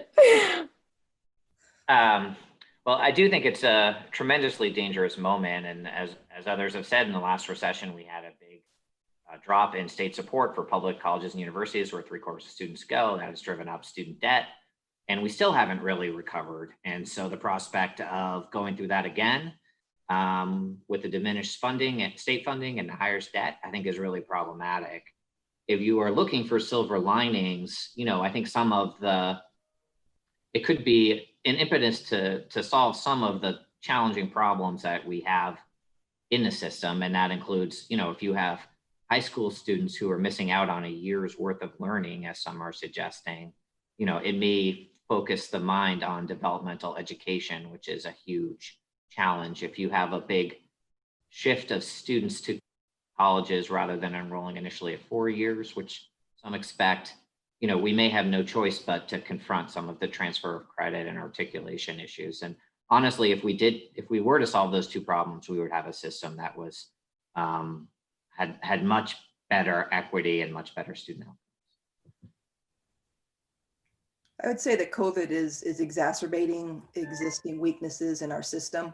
Right? So it's always been the case that when we're in an economic downturn, that funding to higher education gets cut just at the moment when more students are flooding into schools, because a downturn is the right time to get out of the labor market and go build up your skills. So that happens in every downturn, and this one is just going to be enormous, and it's following on the it's following on the steps of another one that was enormous. So we are indeed in a very dangerous time, and I honestly, there's supposed to be an opportunity in this crisis, and I'm just hoping that we survive this crisis. We could lose quite a few higher education institutions in the course of this crisis, and I'm very much afraid that we're going to lose a lot of low-income students whose talents we need going forward. I also don't know if I have a silver lining, but I think picking up a few themes from this whole conference, we know, or we would, that if more students go back to school, they're going to go to open access to your public institutions. And as Raji's work highlighted in the first presentation, providing more funding to these institutions can help these students do better, pay back their loans at a higher rate, be less likely to default, or be more likely to transfer to a bachelor's degree program. And picking up David's policy proposal, I think this highlights the need for funding for these institutions that are going to be serving students that are hit with a double whammy of bad labor market outcomes, loss of family finances, and having potentially to go to classes online. I would just say, I guess, briefly, that we as economists, we tend to have this metaphor in our head that these recessions or times of crisis are times when the market works to kind of clear out the underbrush and get rid of things that are inefficient and creative destruction and all that. And I think that metaphor does apply in some cases to the higher education sector, but I think quite obviously does not apply to the type of general basic skill set that most high schools and increasingly colleges are providing to get people ready to participate in the modern economy. And I think it's not realistic to expect startups to come in and provide the type of education that four-year colleges do that's quite general, like teaching you skills that you need to succeed in the modern economy. On the other hand, you do see a lot of coding boot camps, skills academies, a lot of innovation in the for-profit and not-for-profit sector around getting people specific skills, IT certificates, specific things they need. And I think you could continue to expect those things to happen in the private sector, especially when colleges are under financial strain. But I don't think that the cavalry are coming in terms of a market solution for, skilling up the US workforce to compete on the global stage in the wake of an economic crisis. I think that's something that the public sector has to do, and there's no other substitute for it.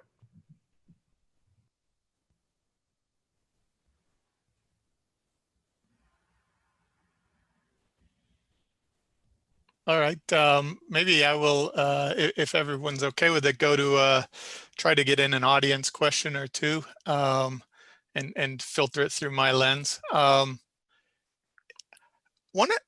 It strikes me listening to the two panels so far today that one of the things that makes the U.S. education sector, higher education sector, so rich and unique is sort of the diversity of institution types.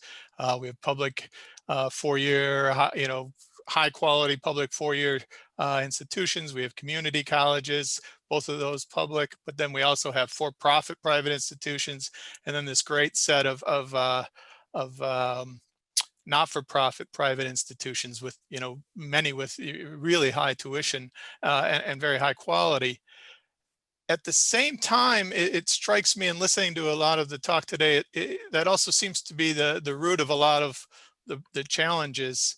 When we design a policy that looks good on paper, but then we start to face all kinds of problems because one set of institutions sort of reacts in a very different way from another. And part of what Sue had mentioned about the Australian case made me think a little bit about this.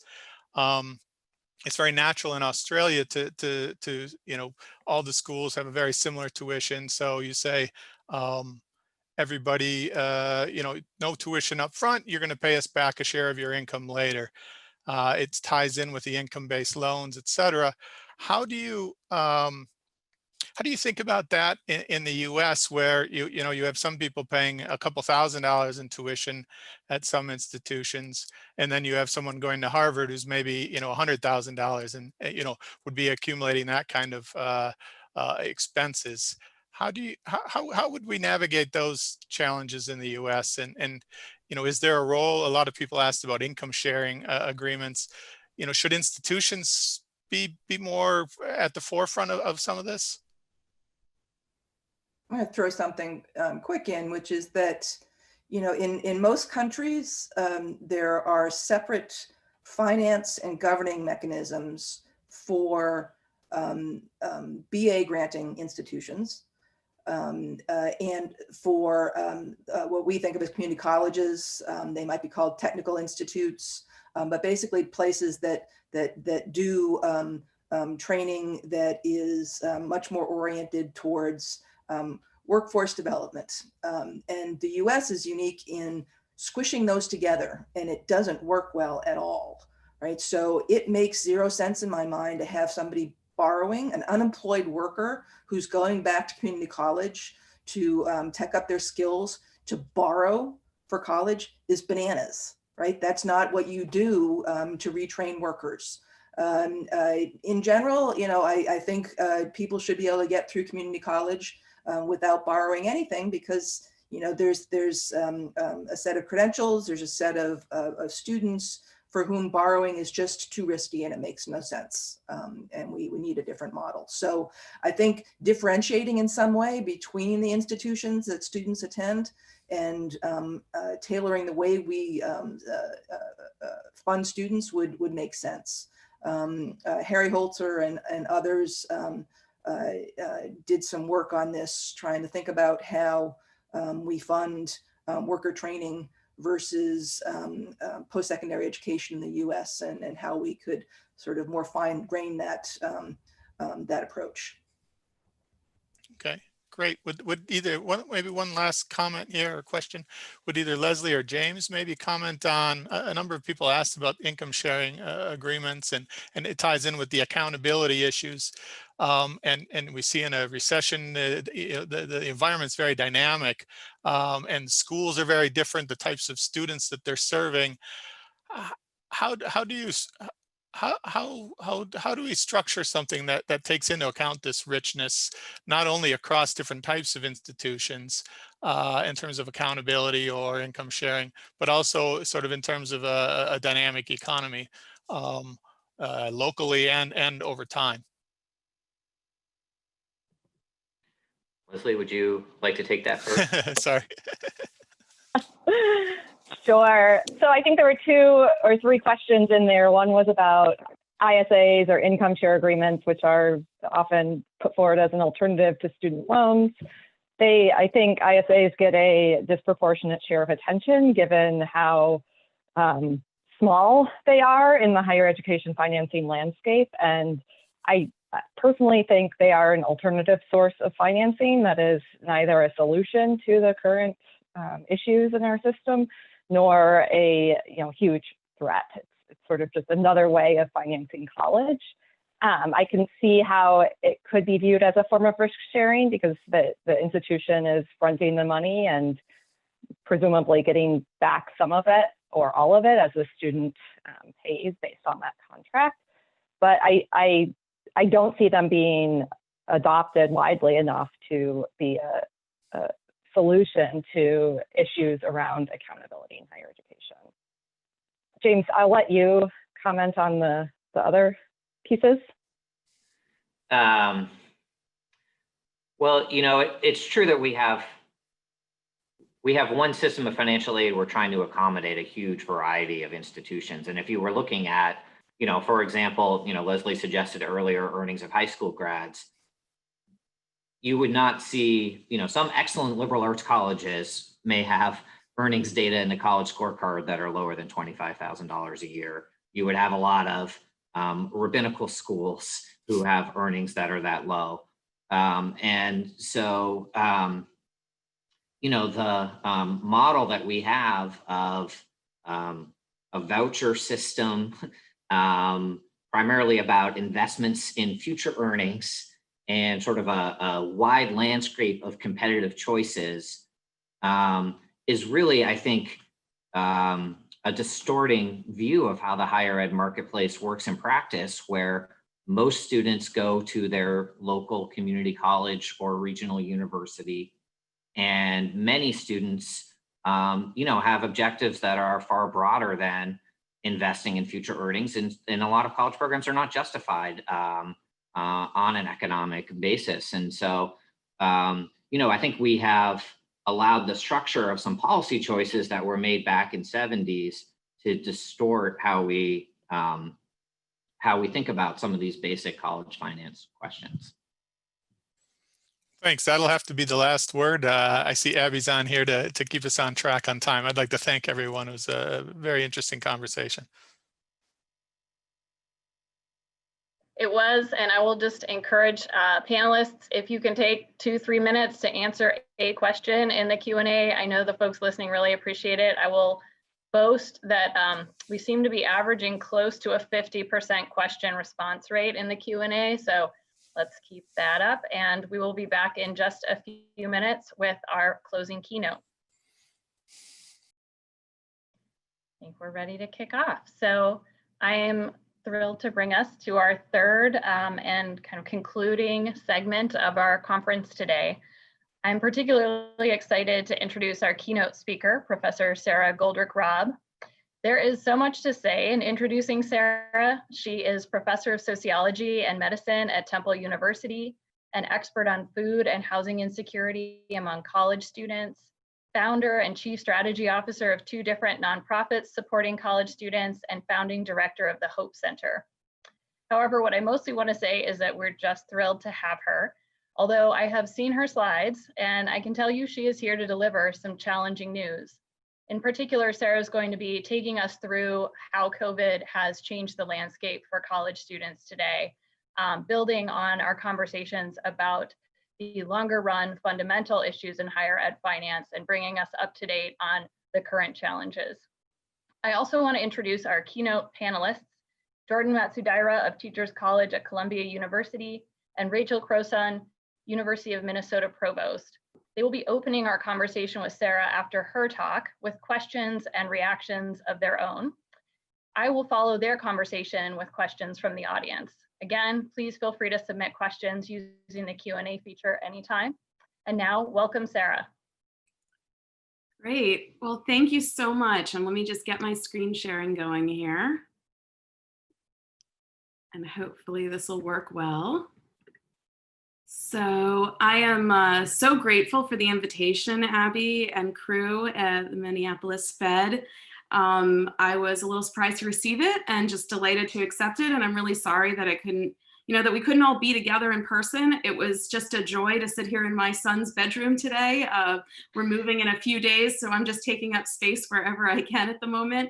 And to get to follow such an amazing discussion with Sue and James and others, it was great to see all of you. So as Abby said, I was asked to speak a little more from the student vantage point and what is at stake for students. And obviously, when I received this invitation, it was a very different time. I believe that we're experiencing, as many have said, 2 pandemics, one having to do with racial disparities, and of course, one having to do with health, and that they are incredibly linked. And what I want to do is both sort of set the stage for what I call the new economics of college and think about that in the context of the pandemic, and then also share with you some data, just a few minutes worth, and then refer to at least a couple of things that I really think should be top of mind before getting into the Q&A, which I'm excited about.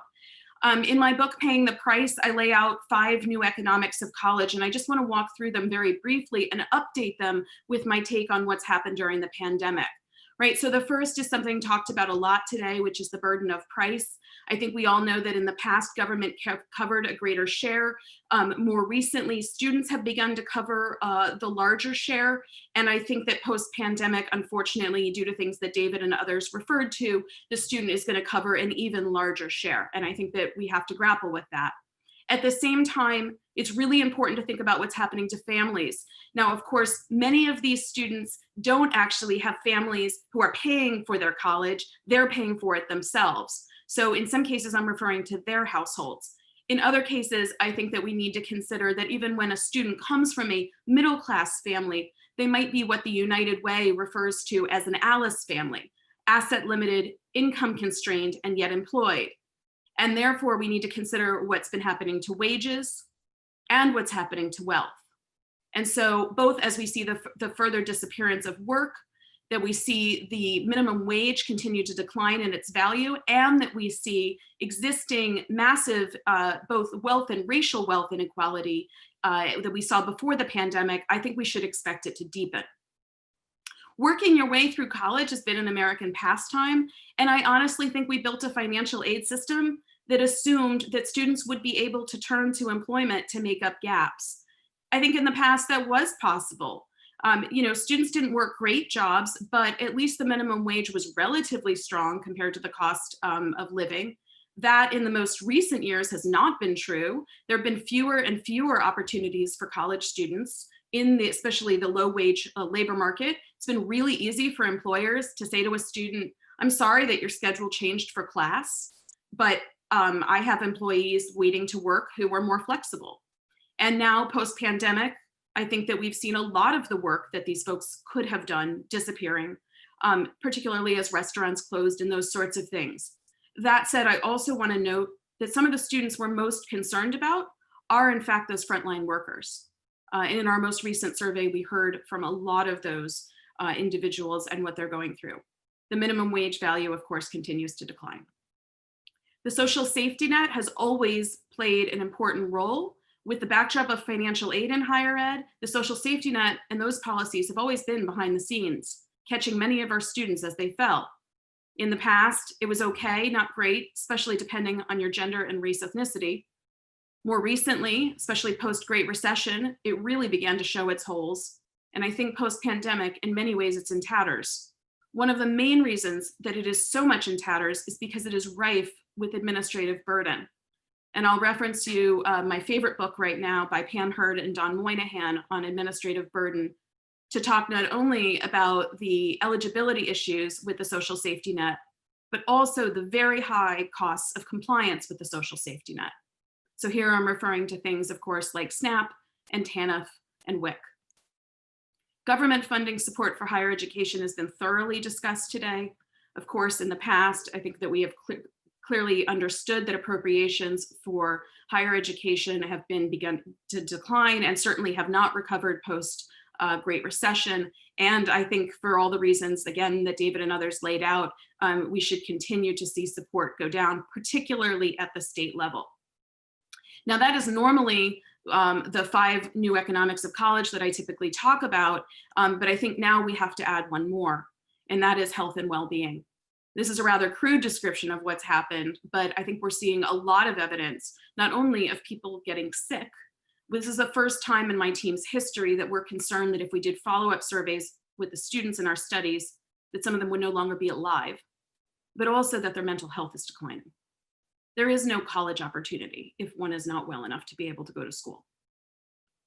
So the question that we have to ask ourselves is, can education happen at any level if students' basic needs aren't met? And I think that most of us know that that is the case, that it's impossible really for students to do well in K-12 education if their basic needs are not met. And I think that is increasingly clear in higher education as well. And I think most of you know that my team has been working on looking at basic needs insecurities among college students since 2008, and that we've been doing surveys around the country since 2015. We had just completed a really extensive survey and 5-year-long report in February, which we produced, and had just finished disseminating it when the pandemic hit. And yet we hit pause on everything and turned back to the field and began recruiting again and obtained the support of 54 colleges and universities around the country, so that by week 4 of the pandemic, we were able to put our survey back into the field. So Sarah, yes. I know you have amazing data on the new slides, and I just want to flag for you that right now we're not seeing the slides advance. The slides are not advancing. Yeah, Gosh. we could run them from our end, so we could quickly switch over to that if we need to. They're advancing on my screen. That's terrible. Please do. So if you could, let's see. I'm trying to figure out what would be wrong. Thank you so much for letting me know. Yeah, so Kirsten has just started it from her end. And so if you can just let her know when she gets to the one you're on, that would be great. And then great. Go ahead and go through the new economics. Yep. Wonderful. Thank you. Keep going. I apologize, everyone. We'll circulate these afterwards so that you can look at those. Okay, let's stay here. That's great. And I'll just verbally cue you. Thank you so much. Okay, so like I said, we got this survey out to 54 colleges and universities. Yes, it's a volunteer sample. That's really the only way at this point that we can really get access to the whole institutions full of undergraduates. We don't do any sampling because of the legal paperwork that would be involved with each of the individual institutions. We simply ask the institutions to send our survey out following very strict protocols that we put together for how they message the survey to students. It goes out to students. It does not say a word about hunger or homelessness or any of those issues. It simply tells students that we want to know what's happening in their life. The survey went into the field in week 4 of the pandemic. It came out in week 8 of the pandemic. Okay, I think we all know what was happening with the CARES money at that time. It really wasn't getting out the door yet. We can talk more about CARES though in Q&A. We have responses from over 38,000 students. Now, in full disclosure, like almost all of electronic surveys of college students right now, the response rate itself is low. It's 6.7%. It's one of the lowest that we have seen. I don't find it surprising. We know that students were dealing with a lot. We also know that internet access and those sorts of things were challenged. I think the question that you know that we have to ask ourselves is whether our respondents are likely to be biased towards advantage or disadvantage. All of our work over time, including some forthcoming information we have using some data from CUNY, suggests that in fact, we are not biased towards more disadvantaged students. If anything, the students in the most trouble are the least likely to be able to have time and inclination to answer our electronic survey. For this reason, we tend to believe that our data show us a lower bound estimate of these problems. The one other thing I want you to note is that these are data from 26 states. The state of California is very important, it's educating over 2.2 million students, but they're not represented here because we're currently in the middle of fielding a survey with their chancellor's office at all 114 of their community colleges. So we'll have another report out this summer with those data. So let's take a look at what we found. Go ahead and go to the next one. Okay, so first, you can see that 58% of the students who responded to the survey had experienced either food and or housing insecurity and or homelessness. The measure for food insecurity was over the last 30 days before the time they took the survey. The measure for housing insecurity and homelessness was the day of the survey. Okay, one single day, point in time, what was happening with them. So this is a very substantial preponderance of trouble that these folks were having, and it was the case for both 2-year and 4-year institutions. Next slide. I want to highlight for a moment to just dive in and try to take a look at some of the racial disparities since we are dealing with these two issues at the same time. We have 11 different racial ethnic categories in our survey, and you can take a look at our report so that you can look at other groups. But here we just compare and contrast African Americans and white students in our fall 2019 survey. You can see here 2 things. First, the rates are high, even for white students. It's not like this is not happening to them. However, the rates are very high for African American students. There was a 16 percentage point gap last fall. Next slide. During the pandemic, it increased to 19 percentage points. Interestingly, most of the widening is actually that white students seem to actually be in somewhat better shape than they were last fall. That may be selection bias. That may be that students who are more likely to experience these things drop out before spring term in the first place. We don't know. Nonetheless, the gap is really large. And as I was looking at this gap, I was reminded of another gap. Next slide. Degree completion rates. This comes from the Education Trust's latest report on the racial disparities in college completion rates. And what's notable to me is both the size of the gap is very similar to the basic needs and security gap. And as you can see, the actual rates themselves are remarkably similar to what we find with regard to the basic needs and security prevalence rates. Next slide. Let's just dig in and take a look at housing insecurity. Okay, housing insecurity could mean, and it mostly meant, that students were having real trouble paying rent and or utilities. We know there was an eviction moratorium in place during the pandemic. This is a look at last fall initially. You can see 50% of white students, 35% of African American students at the time were dealing with housing insecurity. And let's go ahead and flip that to the next slide. And it rose for African American students. This is just one single day during the pandemic. The prior measure was actually over the prior 365 days. And so the gap actually reversed itself and increased for African Americans. Next slide. Do the same thing with homelessness. Here we're using the US Department of Education's definition of homelessness. So you can see they had comparable rates of homelessness as measured over the prior 365 days as assessed in fall 2019. Next slide. One single day during the pandemic, and we can see higher rates for African American students. Next slide. Okay, and again, that's with the eviction moratorium in place. We all know those are about to be lifted. I have very significant concerns about people's ability to be in housing once those are lifted. Next slide. Okay, so another thing that we should be concerned with, as I mentioned in the new economics of college, is people's ability to turn to work. About 3 in 4 students in this survey were working prior to the pandemic. In the report, for those of you interested in work study versus on versus off campus work and those sorts of things, we break all of that down for you. Here you can see that about 2/3 of the students who were working experienced a change in their job. Okay, about 1/3 of those experienced reduced hours and or pay, and about 1/3 lost their job completely. When folks say that nothing changed with their job, we're tending to see from the over 10,000 comments recorded on our survey that a lot of those folks were in the sorts of frontline worker jobs that were needed during the pandemic. So they didn't experience an economic change, but they may very well have experienced a change to the safety and security of the job that they hold. Next slide. When we do see those changes around job security, we also correspondingly see changes with basic needs and security. So what you can see here is that 69% of students who said, I lost this job, were experiencing basic needs insecurity, compared to 49% of those who said, nothing changed with my job. Next slide.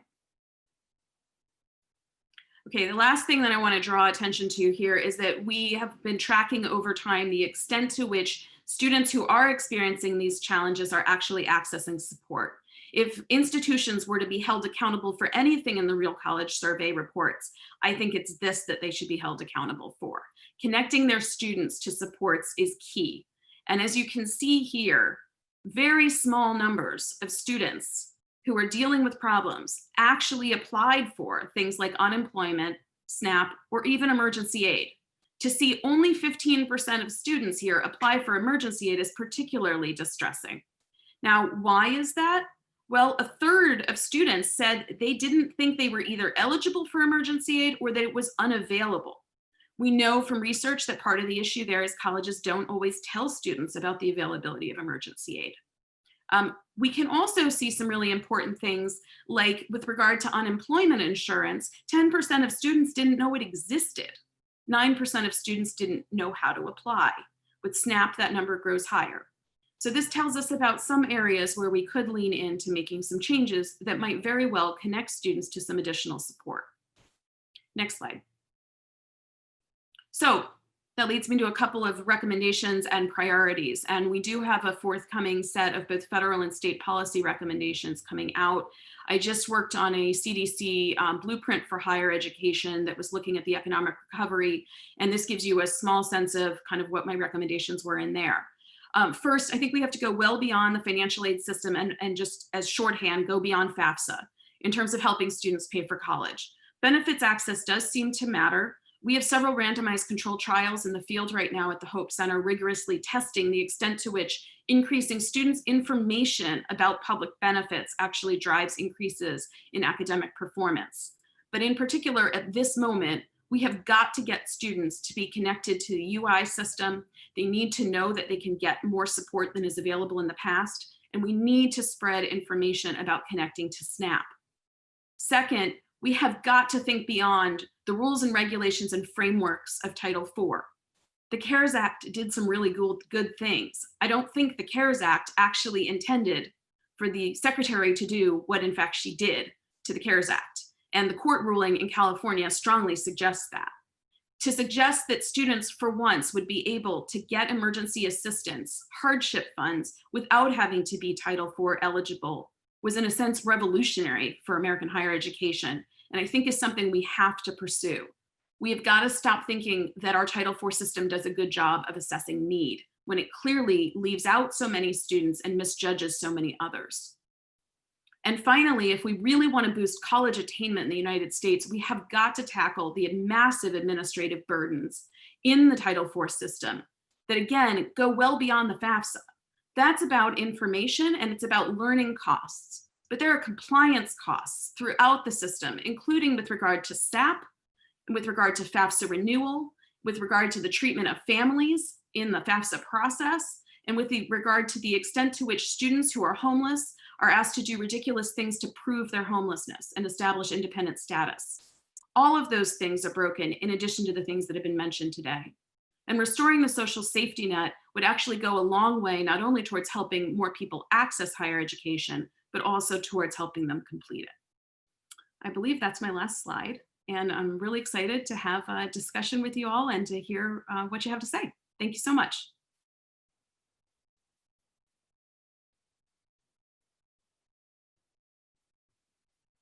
So I'm going to let either Jordan or Rachel jump in.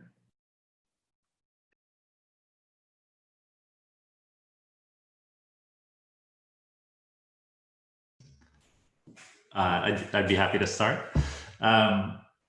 So first of all, just let me thank Abby and Lance for organizing the conference. It's been a really great conference so far, and really appreciate the opportunity to be here. And thanks, Sarah, to those remarks.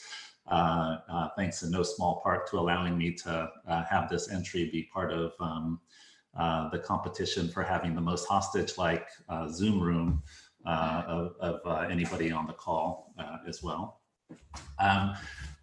So Sarah, you know, I thank you for the presentation, and especially for giving us a window into what students are encountering during this crisis. And just kind of listening to your presentation today and knowing the work that you've done over the past, one of the things that I really think your presentation today and your work over time has really illustrated that so much of the challenge in thinking about how to help students pay for college is also about a part that we don't necessarily think about as much, which is just how to help students pay for life while they're in college. And at the risk of kind of making subsequent questions seem small in comparison, I wanted to start with kind of a big picture question, which is, you talk a lot about just how to have colleges connect students to the other benefits that they're eligible for. So like across the broader safety net that exists for all students or for all people who are struggling to pay with different aspects of their life. And what I wanted to ask you just to reflect on in the big picture is just like how we think about where we should locate the supports for students paying for their life. Should we try to think about reforming the needs assessment through Title IV in a way that allows students to have access to Pell Grant money, to more loans to borrow, whatever kinds of supports come for students who are enrolled in college to pay for, college and the cost of attendance? Or should we be trying to think of a system that's broader, think about the overall system in a broader way and try to think about tackling, some of the hurdles, the legal restrictions on students being able to access benefits for housing, for UI, for SNAP, and so on, that are kind of baked into those programs by design, for various sorts of reasons. But I guess the broad question is just, if you were starting from scratch, or, if you were to start to tinker with the system as it is, what kinds of support would you try to arrange through the broader safety net versus what kinds of support would you try to bake into the kind of needs assessment that's part of Title IV and how we think of, quote unquote, paying for college? Yeah, I love this question. It's challenging and it's big, and I think that's the way we need to think right now. So my answer is going to be informed by a bunch of different literatures, and I first want to call that out because I think for us to find these solutions, we have to think in a multidisciplinary, interdisciplinary way, right? And so I'm going to think here both about political science and lessons from sociology and lessons from economics, lessons from public policy, right? I think that we do ourselves and do the important role that higher education has to play in our society a disservice when we make things all be separate for the people in higher education, right? I think the universality here in the treatment of the idea that, you know, equity is really about people having access to a flourishing life and be able to live a healthy life in this country. You know, I think that unfortunately, there's a huge amount of resentment out there that has emerged as other low-wage workers have said, well, we have living costs too. Why are they only for college students, right? So I want to tap into that because I think it's really a critical part of the flip side, which is that when we get in these higher ed conversations and we have colleagues who say things like, well, these aren't college costs, they're living costs, and everybody has those. Well, it's not quite true, because in some ways, college students are actually at a distinct disadvantage. And their disadvantage comes from their systematic exclusion from the social safety net. And their further disadvantage comes from the fact that prices for living near college campuses have been hiked up. You know, that actually it's harder to find affordable food around college campuses, that it's actually, you know, there's predatory landlords actually making it harder to be able to do that. And even the way that we've framed out college has pushed students to try to live near campus as if it's a solve, right? When in fact, maybe they should live a little farther from campus so they can afford to live. I think that most of the like on-campus residence effects that we see are selection. So I would rather see us establish a way for people in this country as they are building their opportunities and investing in their skills to more broadly have a safety net around them that keeps everyone from falling. And as they move up, obviously becomes less and less necessary. I also think we have to draw from lessons about what's happened to the Pell Grant. And as I have argued many, many times, I think that we're kidding ourselves if we think that this country is going to get together and decide to double or triple the Pell Grant. This country does not feel good about providing grant aid to people that they don't have explicit control over. And I think that the lessons we've seen in the last few years show us how far this is willing to go.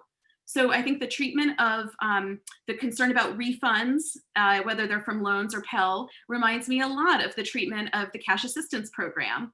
And I think that we're headed towards an end welfare as we know it situation with regard to Pell. I think we should tackle that head on. I don't think we're going to reverse it. It's incredibly racialized. I think instead we need to better design around it. And I think the way to do that is to create broader cross-class and cross-racial coalitions in how we plan these policies so that they are strong. It's great to have a good idea in theory. Students can't wait anymore, right, for us to deal with the political realities and to change those realities. We are seeing some enormous progress, even things that happened in the last 2 days that I never thought I'd see, right? So I will acknowledge that. I'm an optimist, okay? But I'm also a realist, and students need this help now, and they need the help I'm describing tomorrow. We got to find a way to get it to them. Thanks so much for the presentation, and thank you also for the invitation. I am an economist by training, but not an education economist, so I'm a little intellectually underpowered by these this group. But I am, of course, in charge of implementation of many of these issues on a pretty large campus. And the part of your presentation that I found the most concerning or disturbing had to do with the only 15% of the respondents knowing about the aid available to them through the institution, right? So we run food pantries and we're distributing CARES money, and we have a donor-driven emergency fund. We have a lot of these opportunities. And I think the challenge around communicating those, maybe destigmatizing them, maybe, you know, other kinds of ways to encourage students who need to take advantage of them is something that I'm especially interested in. And I know other higher education leaders are as well. So maybe if you had any suggestions or thoughts about how we might improve on that dimension in our own little corner of the world, in addition to your great ideas about how we might advocate for broader social change. I think it's a wonderful question. It's something I'm spending a lot of time on. This has been a very consistent finding over time. We don't see improvements in it. Okay, so that's a big issue. And if I began to disaggregate the data for you, you'd really begin to see some additional things, right? So students who most need the help are the least likely to get it. And there's some things in there that are fascinating. So for example, we know college completion rates are lower for men. Well, rates of accessing these supports are also markedly lower for men, even at institutions that receive awards for how good their basic needs work is. Okay, so we have done some direct intervention in this regard at one location that, again, is an award-winning institution, does great stuff, really looked like they had high utilization rates, but disaggregation of data showed men weren't using the support.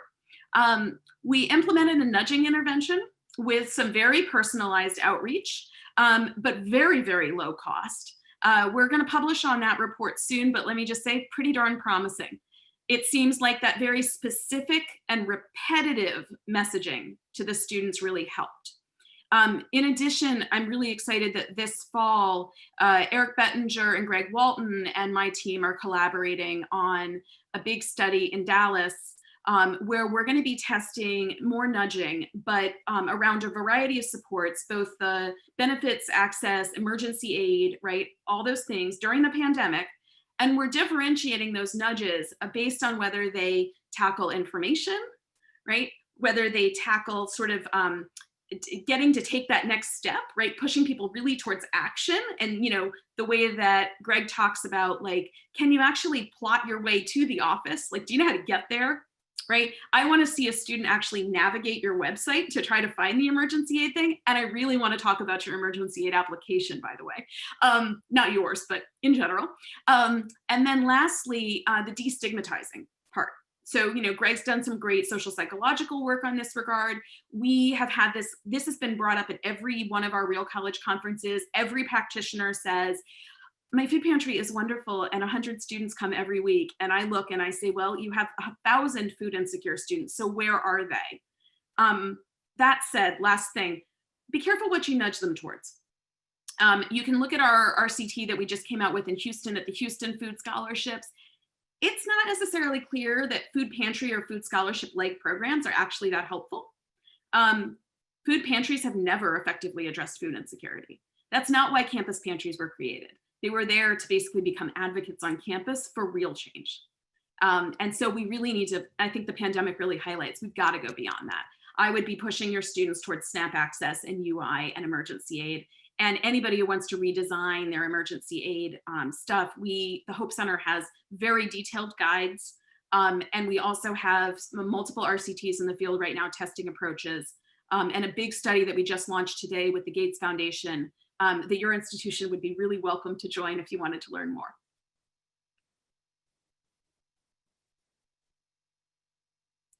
So I wanted to chime in and ask about just again, back when we think about what's happening now and some of the response.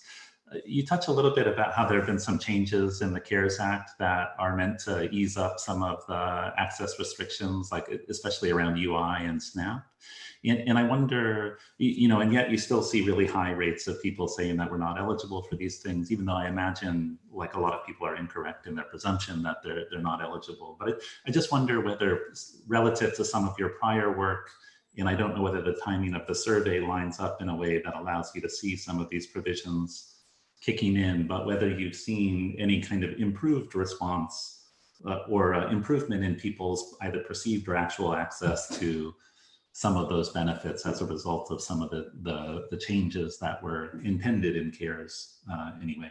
Yeah, so we don't have data really since CARES really began to roll out. And I just have to say that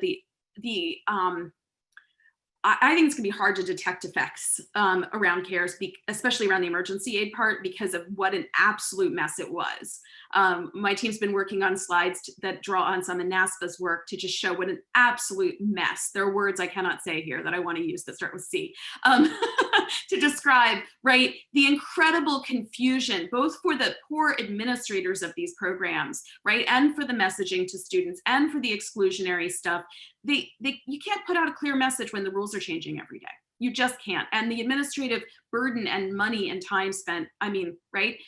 We are going back into the field, right? So we are going back into the field in September. and we'll have a survey in the field through October. We have 2 going in. We have one that looks at basic needs and security and students' utilization and knowledge of programs with detailed stuff on the CARES Act. We also have an institution survey going into the field for the same schools the students are at, so that we can understand the scope of those practices. And we'll be rolling out, analyses of where it seems like where the institutions align more with the evidence base on best practice, whether utilization rates are in fact higher. Okay. The other thing that makes all of this complex is that philanthropy did lean hard into some of like the emergency aid, for example. And in some cases, I think we might not be able to detect an overall negative in terms of problems that students had accessing emergency aid because philanthropy filled in. But that was a problem too, right? Because the CARES money is still so limited. Ideally, the CARES money would have been able to do what Congress intended it to do. And then philanthropy would have filled in when it ran out. And now we've kind of run dry. So I think one of the big things we have to see is whether, even with their limited resources, whether states are willing to continue to expand state emergency aid programs, where we have seen some progress in the past few years. For example, we worked really hard with Washington State to get theirs into place. There's still design issues around who can administer these programs. I don't think they need to be administered institution by institution. Institutions have enough to do. But I'm hopeful that states can at least see their way to doing some of that, because the consequences here, the economic consequences of letting these people drop out of college and be further disconnected and not able to repay their debt are so substantial.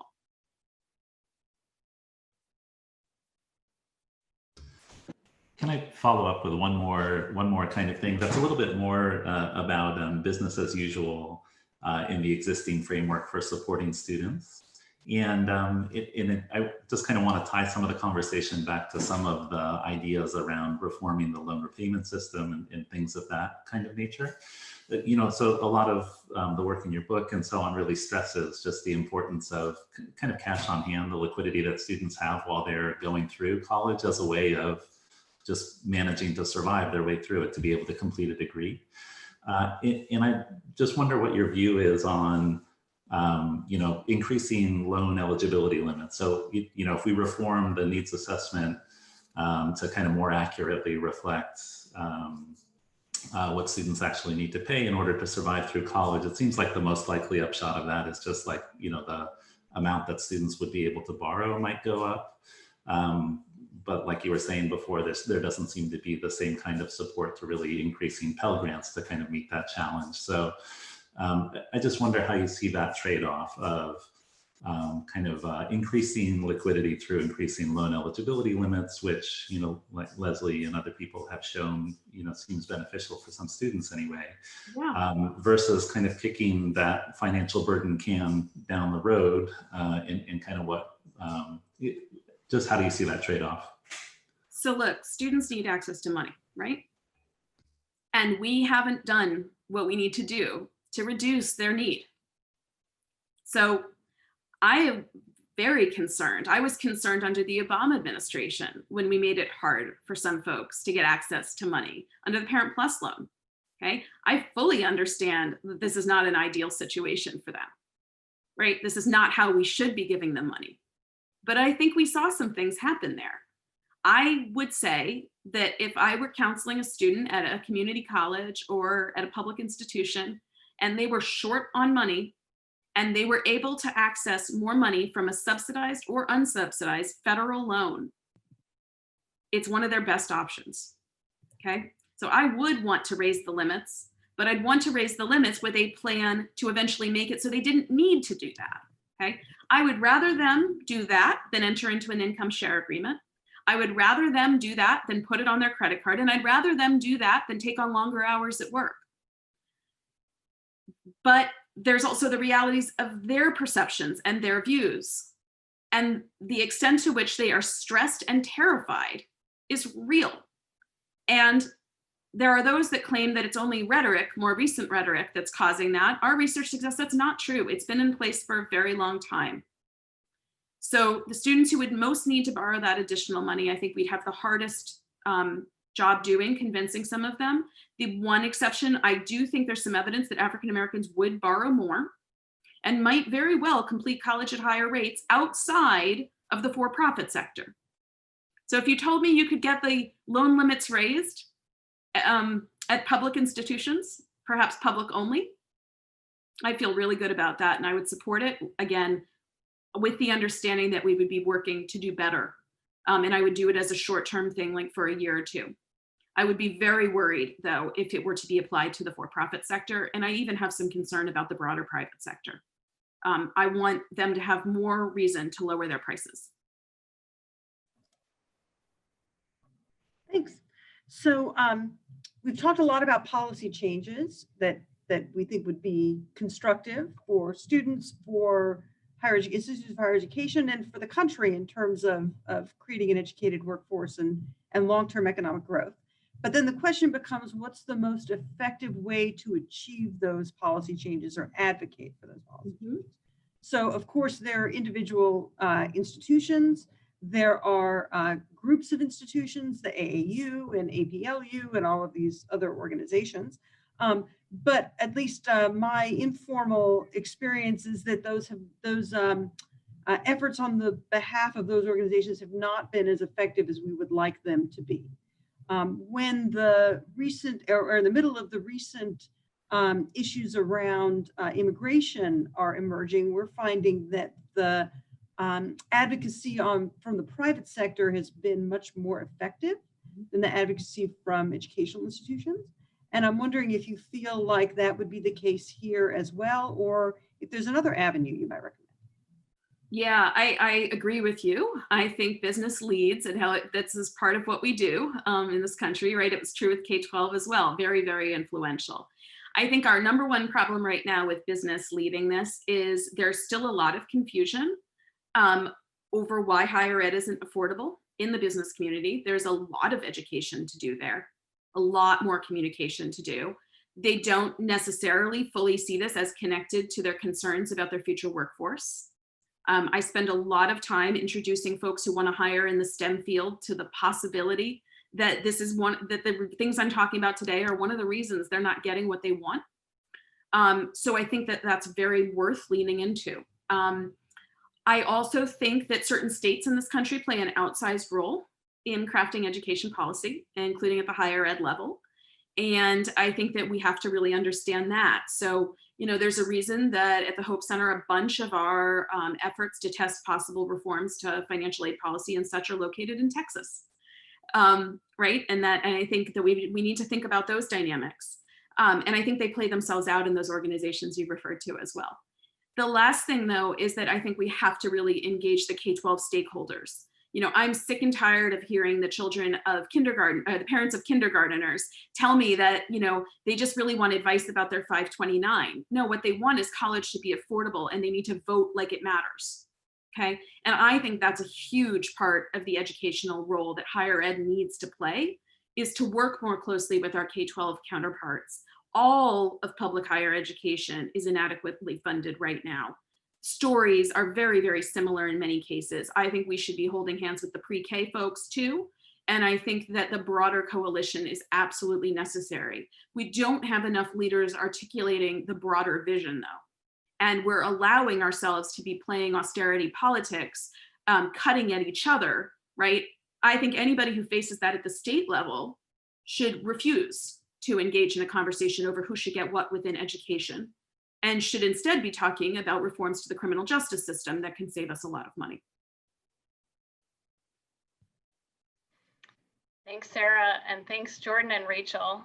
So I want to jump in with a couple of audience questions, and I'm trying to wrap a couple of related questions together. So there are a couple of questions that I would put in a box called where exactly is the needle? And so one question is, when we think about the shortfalls for these students, kind of, if you think of a typical student in your data who is very financially insecure, how much money are we talking about? It's kind of one question. What is really needed? How long is the bridge in terms of dollars? And then a kind of variant on that, that's related is a question about how much of that bridge would be covered by just better connections of students to existing supports versus how much is really we need more fundamental reform and more support overall. Yeah, okay, so let me break this into two parts, right? So the first is, I think we have to think, we've done something in higher ed that has happened in social policy as well, which is we tend to talk about like the students who actually have potential and the students who don't, right? And we worry, and I love like my colleague Doug Weber's work, looking and saying, if we have a student who's really on the academic margin of dropping out, like, is this student even going to get a return? And the answer is yes, it's really kind of a big deal for that student. We do the same kinds of things that some did around the welfare to work programs too, where we say, these students have like 5 problems, right? 5 disadvantages. These have 3, these have 1. Why don't we just deal with the 1s and the 3s? We have some forthcoming work that suggests that yes, you can really move the needle even for those with 5 problems. With the support delivered with care, and this is not a fuzzy concept, okay? There's a very specific set of things that we do to communicate care to counter the current culture of higher education, and delivered with speed at the right time. So I think we have to move beyond a discussion about just how much money, and the question is about how the money is delivered. And that's a point I try to make in paying the price. I don't think my team's RCTs suggesting relatively modest effects of grant aid tell us money doesn't matter. It tells us the way we're delivering it is awful. And I think that you're going to see in the next year some really compelling evidence coming forward that we could even deliver as little as $500, deliver it properly, and get much, much bigger effects than we've been seeing of our traditional grants delivered through Title IV. So I think this is about timing. I think this is, again, about delivery. We talk so much about how much we spend on financial aid, but we never talk about how little we spend on the financial aid offices. The frontline workers and the way they do their work matters. Their professional development matters. Same thing's true with student affairs. Teachers matter. Teacher working conditions matter. We don't talk enough about that, right? We just try to break them into whether they're adjuncts or not. That's not enough. So, I think that's a big ball of wax for us to work on. And, should we also talk about bigger structural change? Yeah, because a lot of what I'm talking about here, I'd say those are short-term pivots. And then we should just build a better system where we don't have to do so many things to kind of do workarounds. And it'll be more efficient overall. That really connects to what Sue was saying earlier about, I think I wrote it down, any policy can be screwed up in practice. And her emphasis on the logistics is everything. And actually, I think I said when we were preparing for her panel that we are literally living and dying on logistics right now. So many great plans need to get things to people, and that's all about logistics. So I think I'm gonna make this a final question, but I'd like Jordan and Rachel to chime in as well. This connects a couple of questions that we've had really around what I would call composition of who's gonna be in college this fall and next fall and in the spring. And in the Great Recession, like Leslie highlighted, we had a rise in college attendance. Not all of that increase was going to institutions that were going to generate real returns for students. And most concerningly, some of that increase went to institutions that really, in the end, were just very costly exercises for those students to ride out that recession. We're now in an environment that is so changed that it's hard to even know if the Great Recession is a good model. I would expect some students to try to shelter in higher ed. I would also expect the various disruptions and erosion of support to drive a lot of students out of higher ed. So I'm curious as to what you see as the big compositional changes coming. There's also been a question related around international students and their role in the system of, at least at some institutions, providing a real financial source of support. So maybe we'll let Sarah have the first word, but I'm curious also from Rachel's perspective and Jordan. Have the first word, please. Okay. Yeah. Good. Sure. So certainly the University of Minnesota, we are concerned about this deeply, as in all higher education institutions. I'm also on a call every week with the Big Ten provosts, and it's a hot topic of conversation there as well.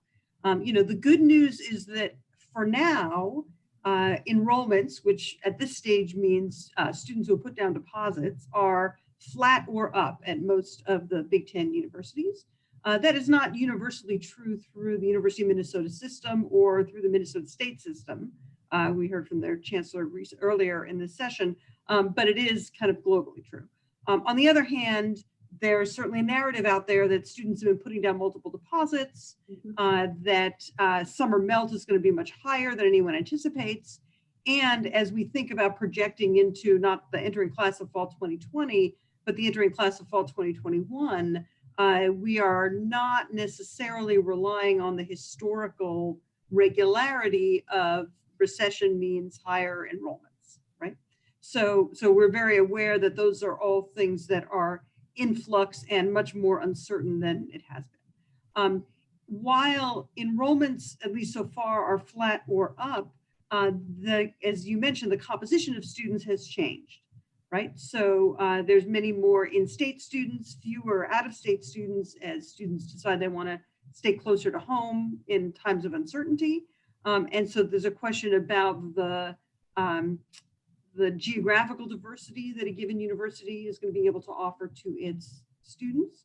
And then, of course, the international student picture is incredibly constrained and complex. The good news is we are not seeing a decrease in interest of international students for attending US institutions. On the other hand, they're unable to get visas, they're unable to get international flights, right? We are seeing a decrease in their ability to attend US institutions.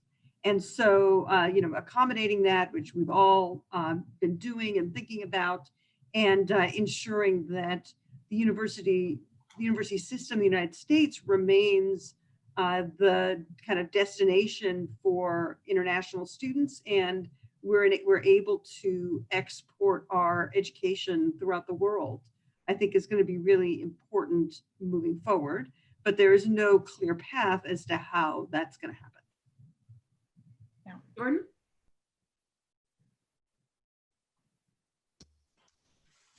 Yeah, I mean, it's a great question overall. I mean, I think the couple of things that I think are really concerning and in a couple of unknowns that I think are really important to think about is, when we think about what happened during the Great Recession, you had a lot of students flooding into open access institutions, like Leslie was highlighting earlier, where resources tend to be low, student outcomes tend to be poor. Now, if that's going to happen predominantly in an online environment, in the kind of coming wave, which I think is something that we can expect, at least in a relative sense, relative to what happened during the Great Recession, then we know that that's an environment that tends not to serve the kind of students who are likely to be pushed into higher education through a recession particularly well. And so I think there are a whole set of issues on that front to be kind of additionally concerned about. I think the one perhaps countervailing factor that I imagine we just don't know enough about yet is that, all sorts of institutions now are planning on offering online courses and programs in a way that wasn't true during the Great Recession. And, it would be a good thing if some of the kind of better set of those institutions were to try to make those offerings available or kind of known to the students who are going to be coming in. So, I mean, I think that's something that a lot of the kind of public institutions should be doing and could be doing to try to absorb some of the additional students who are looking for that option. I think the issue that you raised about international students is a really important and interesting one. In the Great Recession and in downturns, generally, we've often seen a lot of institutions rely on international students as a way to shore up their finances. Who normally come without kind of great needs for kind of additional aid or support tend to pay higher prices, and a lot of that is used to kind of cross-subsidize the education of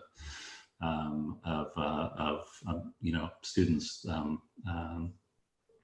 who are native to the U.S. And I think that mode of adjustment is unlikely to be available to the extent that it was before, which might put additional pressure on the finances of a lot of public institutions. So I think that's like another area where, just to harken back to what a lot of others have said, there's really a need for the feds to step in and really make up for a lot of that revenue to avoid the degrading of the quality of education that are being provided to the many more students who most institutions are going to be serving. Yeah. So I agree with everything that just been said. I wish this conversation had been the focus of the Senate Help recent Senate Help hearing on Back to College, rather than the discussion so much about plexiglass. I think it's really where this focus should be. I don't think this is a done deal, or that I think we're guessing at this point. Really, truly. I think that we are too far out. I do think that institutions have a lot they can do to try to ensure that melt doesn't happen. I think that communicating the caring that I've been talking about, and really helping students understand that they're going to be recognized as students first and learners second, will be key to getting them to feel comfortable coming back. I also believe that to Jordan's, actually both of you kind of alluded to this, to the extent that people have been pushed online, we can't pretend that what happened this spring was actually online education. That was a mess, and that's not high quality online. But we have to admit that the biggest problem we have is that we have a workforce that has never received the support that it needs to learn how to teach online in a broad and significant and effective and inclusive way. If I were running a college or university right now, I would be pouring resources into staff professional development so that faculty could have paid summer time with coaching to learn how to do this well. And I would begin to advertise the fact that that has happened to the students and try to bring them back in to environments that are not just simply somebody sitting here in a synchronous session lecturing to them, right? But in a much more dynamic environment. Post-Great Recession, I think one of the most important implications is what we saw with regard to community colleges. And I have a piece in The Atlantic right now that really explains my biggest concerns about what's going to hit them. I also believe that we should remember that most of the increase in enrollment came from part-time students. The researcher that figures out how to retain and graduate part-time students wins. That's my race for you in higher education. We have not done our job at figuring out what works for those part-time students, and converting them to full-time, I think, is a non-starter, especially now. And I think that the biggest effect that we're going to have in higher education and the compositional change is going to be for students with children. We have 4.3 million at the moment. That is a conservative estimate that misses lots of people raising younger siblings and misses non-custodial parents. And what's happened with K-12 education and our uncertainty about whether people are either going to have their children in the house this fall when they try to work and go to school at the same time, I think is going to be really, really problematic for a lot of these folks. So I think to the extent that we see people not come back in the fall, it's going to be disproportionately people with children. And given the double ROI that we see for educating those individuals, I think those are terrible, terrible effects. Anything we can do to mitigate that, to get them support, to get them childcare, to get them whatever we can possibly get them, I'll say without forcing their children back into unsafe buildings, is well worth doing. Thank you. This has been a really incredible event. I think we have had really outstanding conversations. It is now my job to conclude our 3 hours. It is really my sincere hope that the evidence that we've brought out today continues to feature prominently in discussions around reforming U.S. higher ed financing. Folks who want to make use of the evidence that we've shared, slides will be shared as available. There is a video recording that will be available of the entire event. So all of this is really quite accessible afterwards, should this be something that you want to carry forward in a really direct way. I want to thank our speakers and our moderators and my co-organizer, Lance Lochner. If you have reactions you've not already shared on Twitter, I invite you to post those with the hashtag #WhoPays. And if you'd like to continue to learn about the OIGI, please get on our distribution list at the site on this slide. And with that, be well, everyone. Thank you.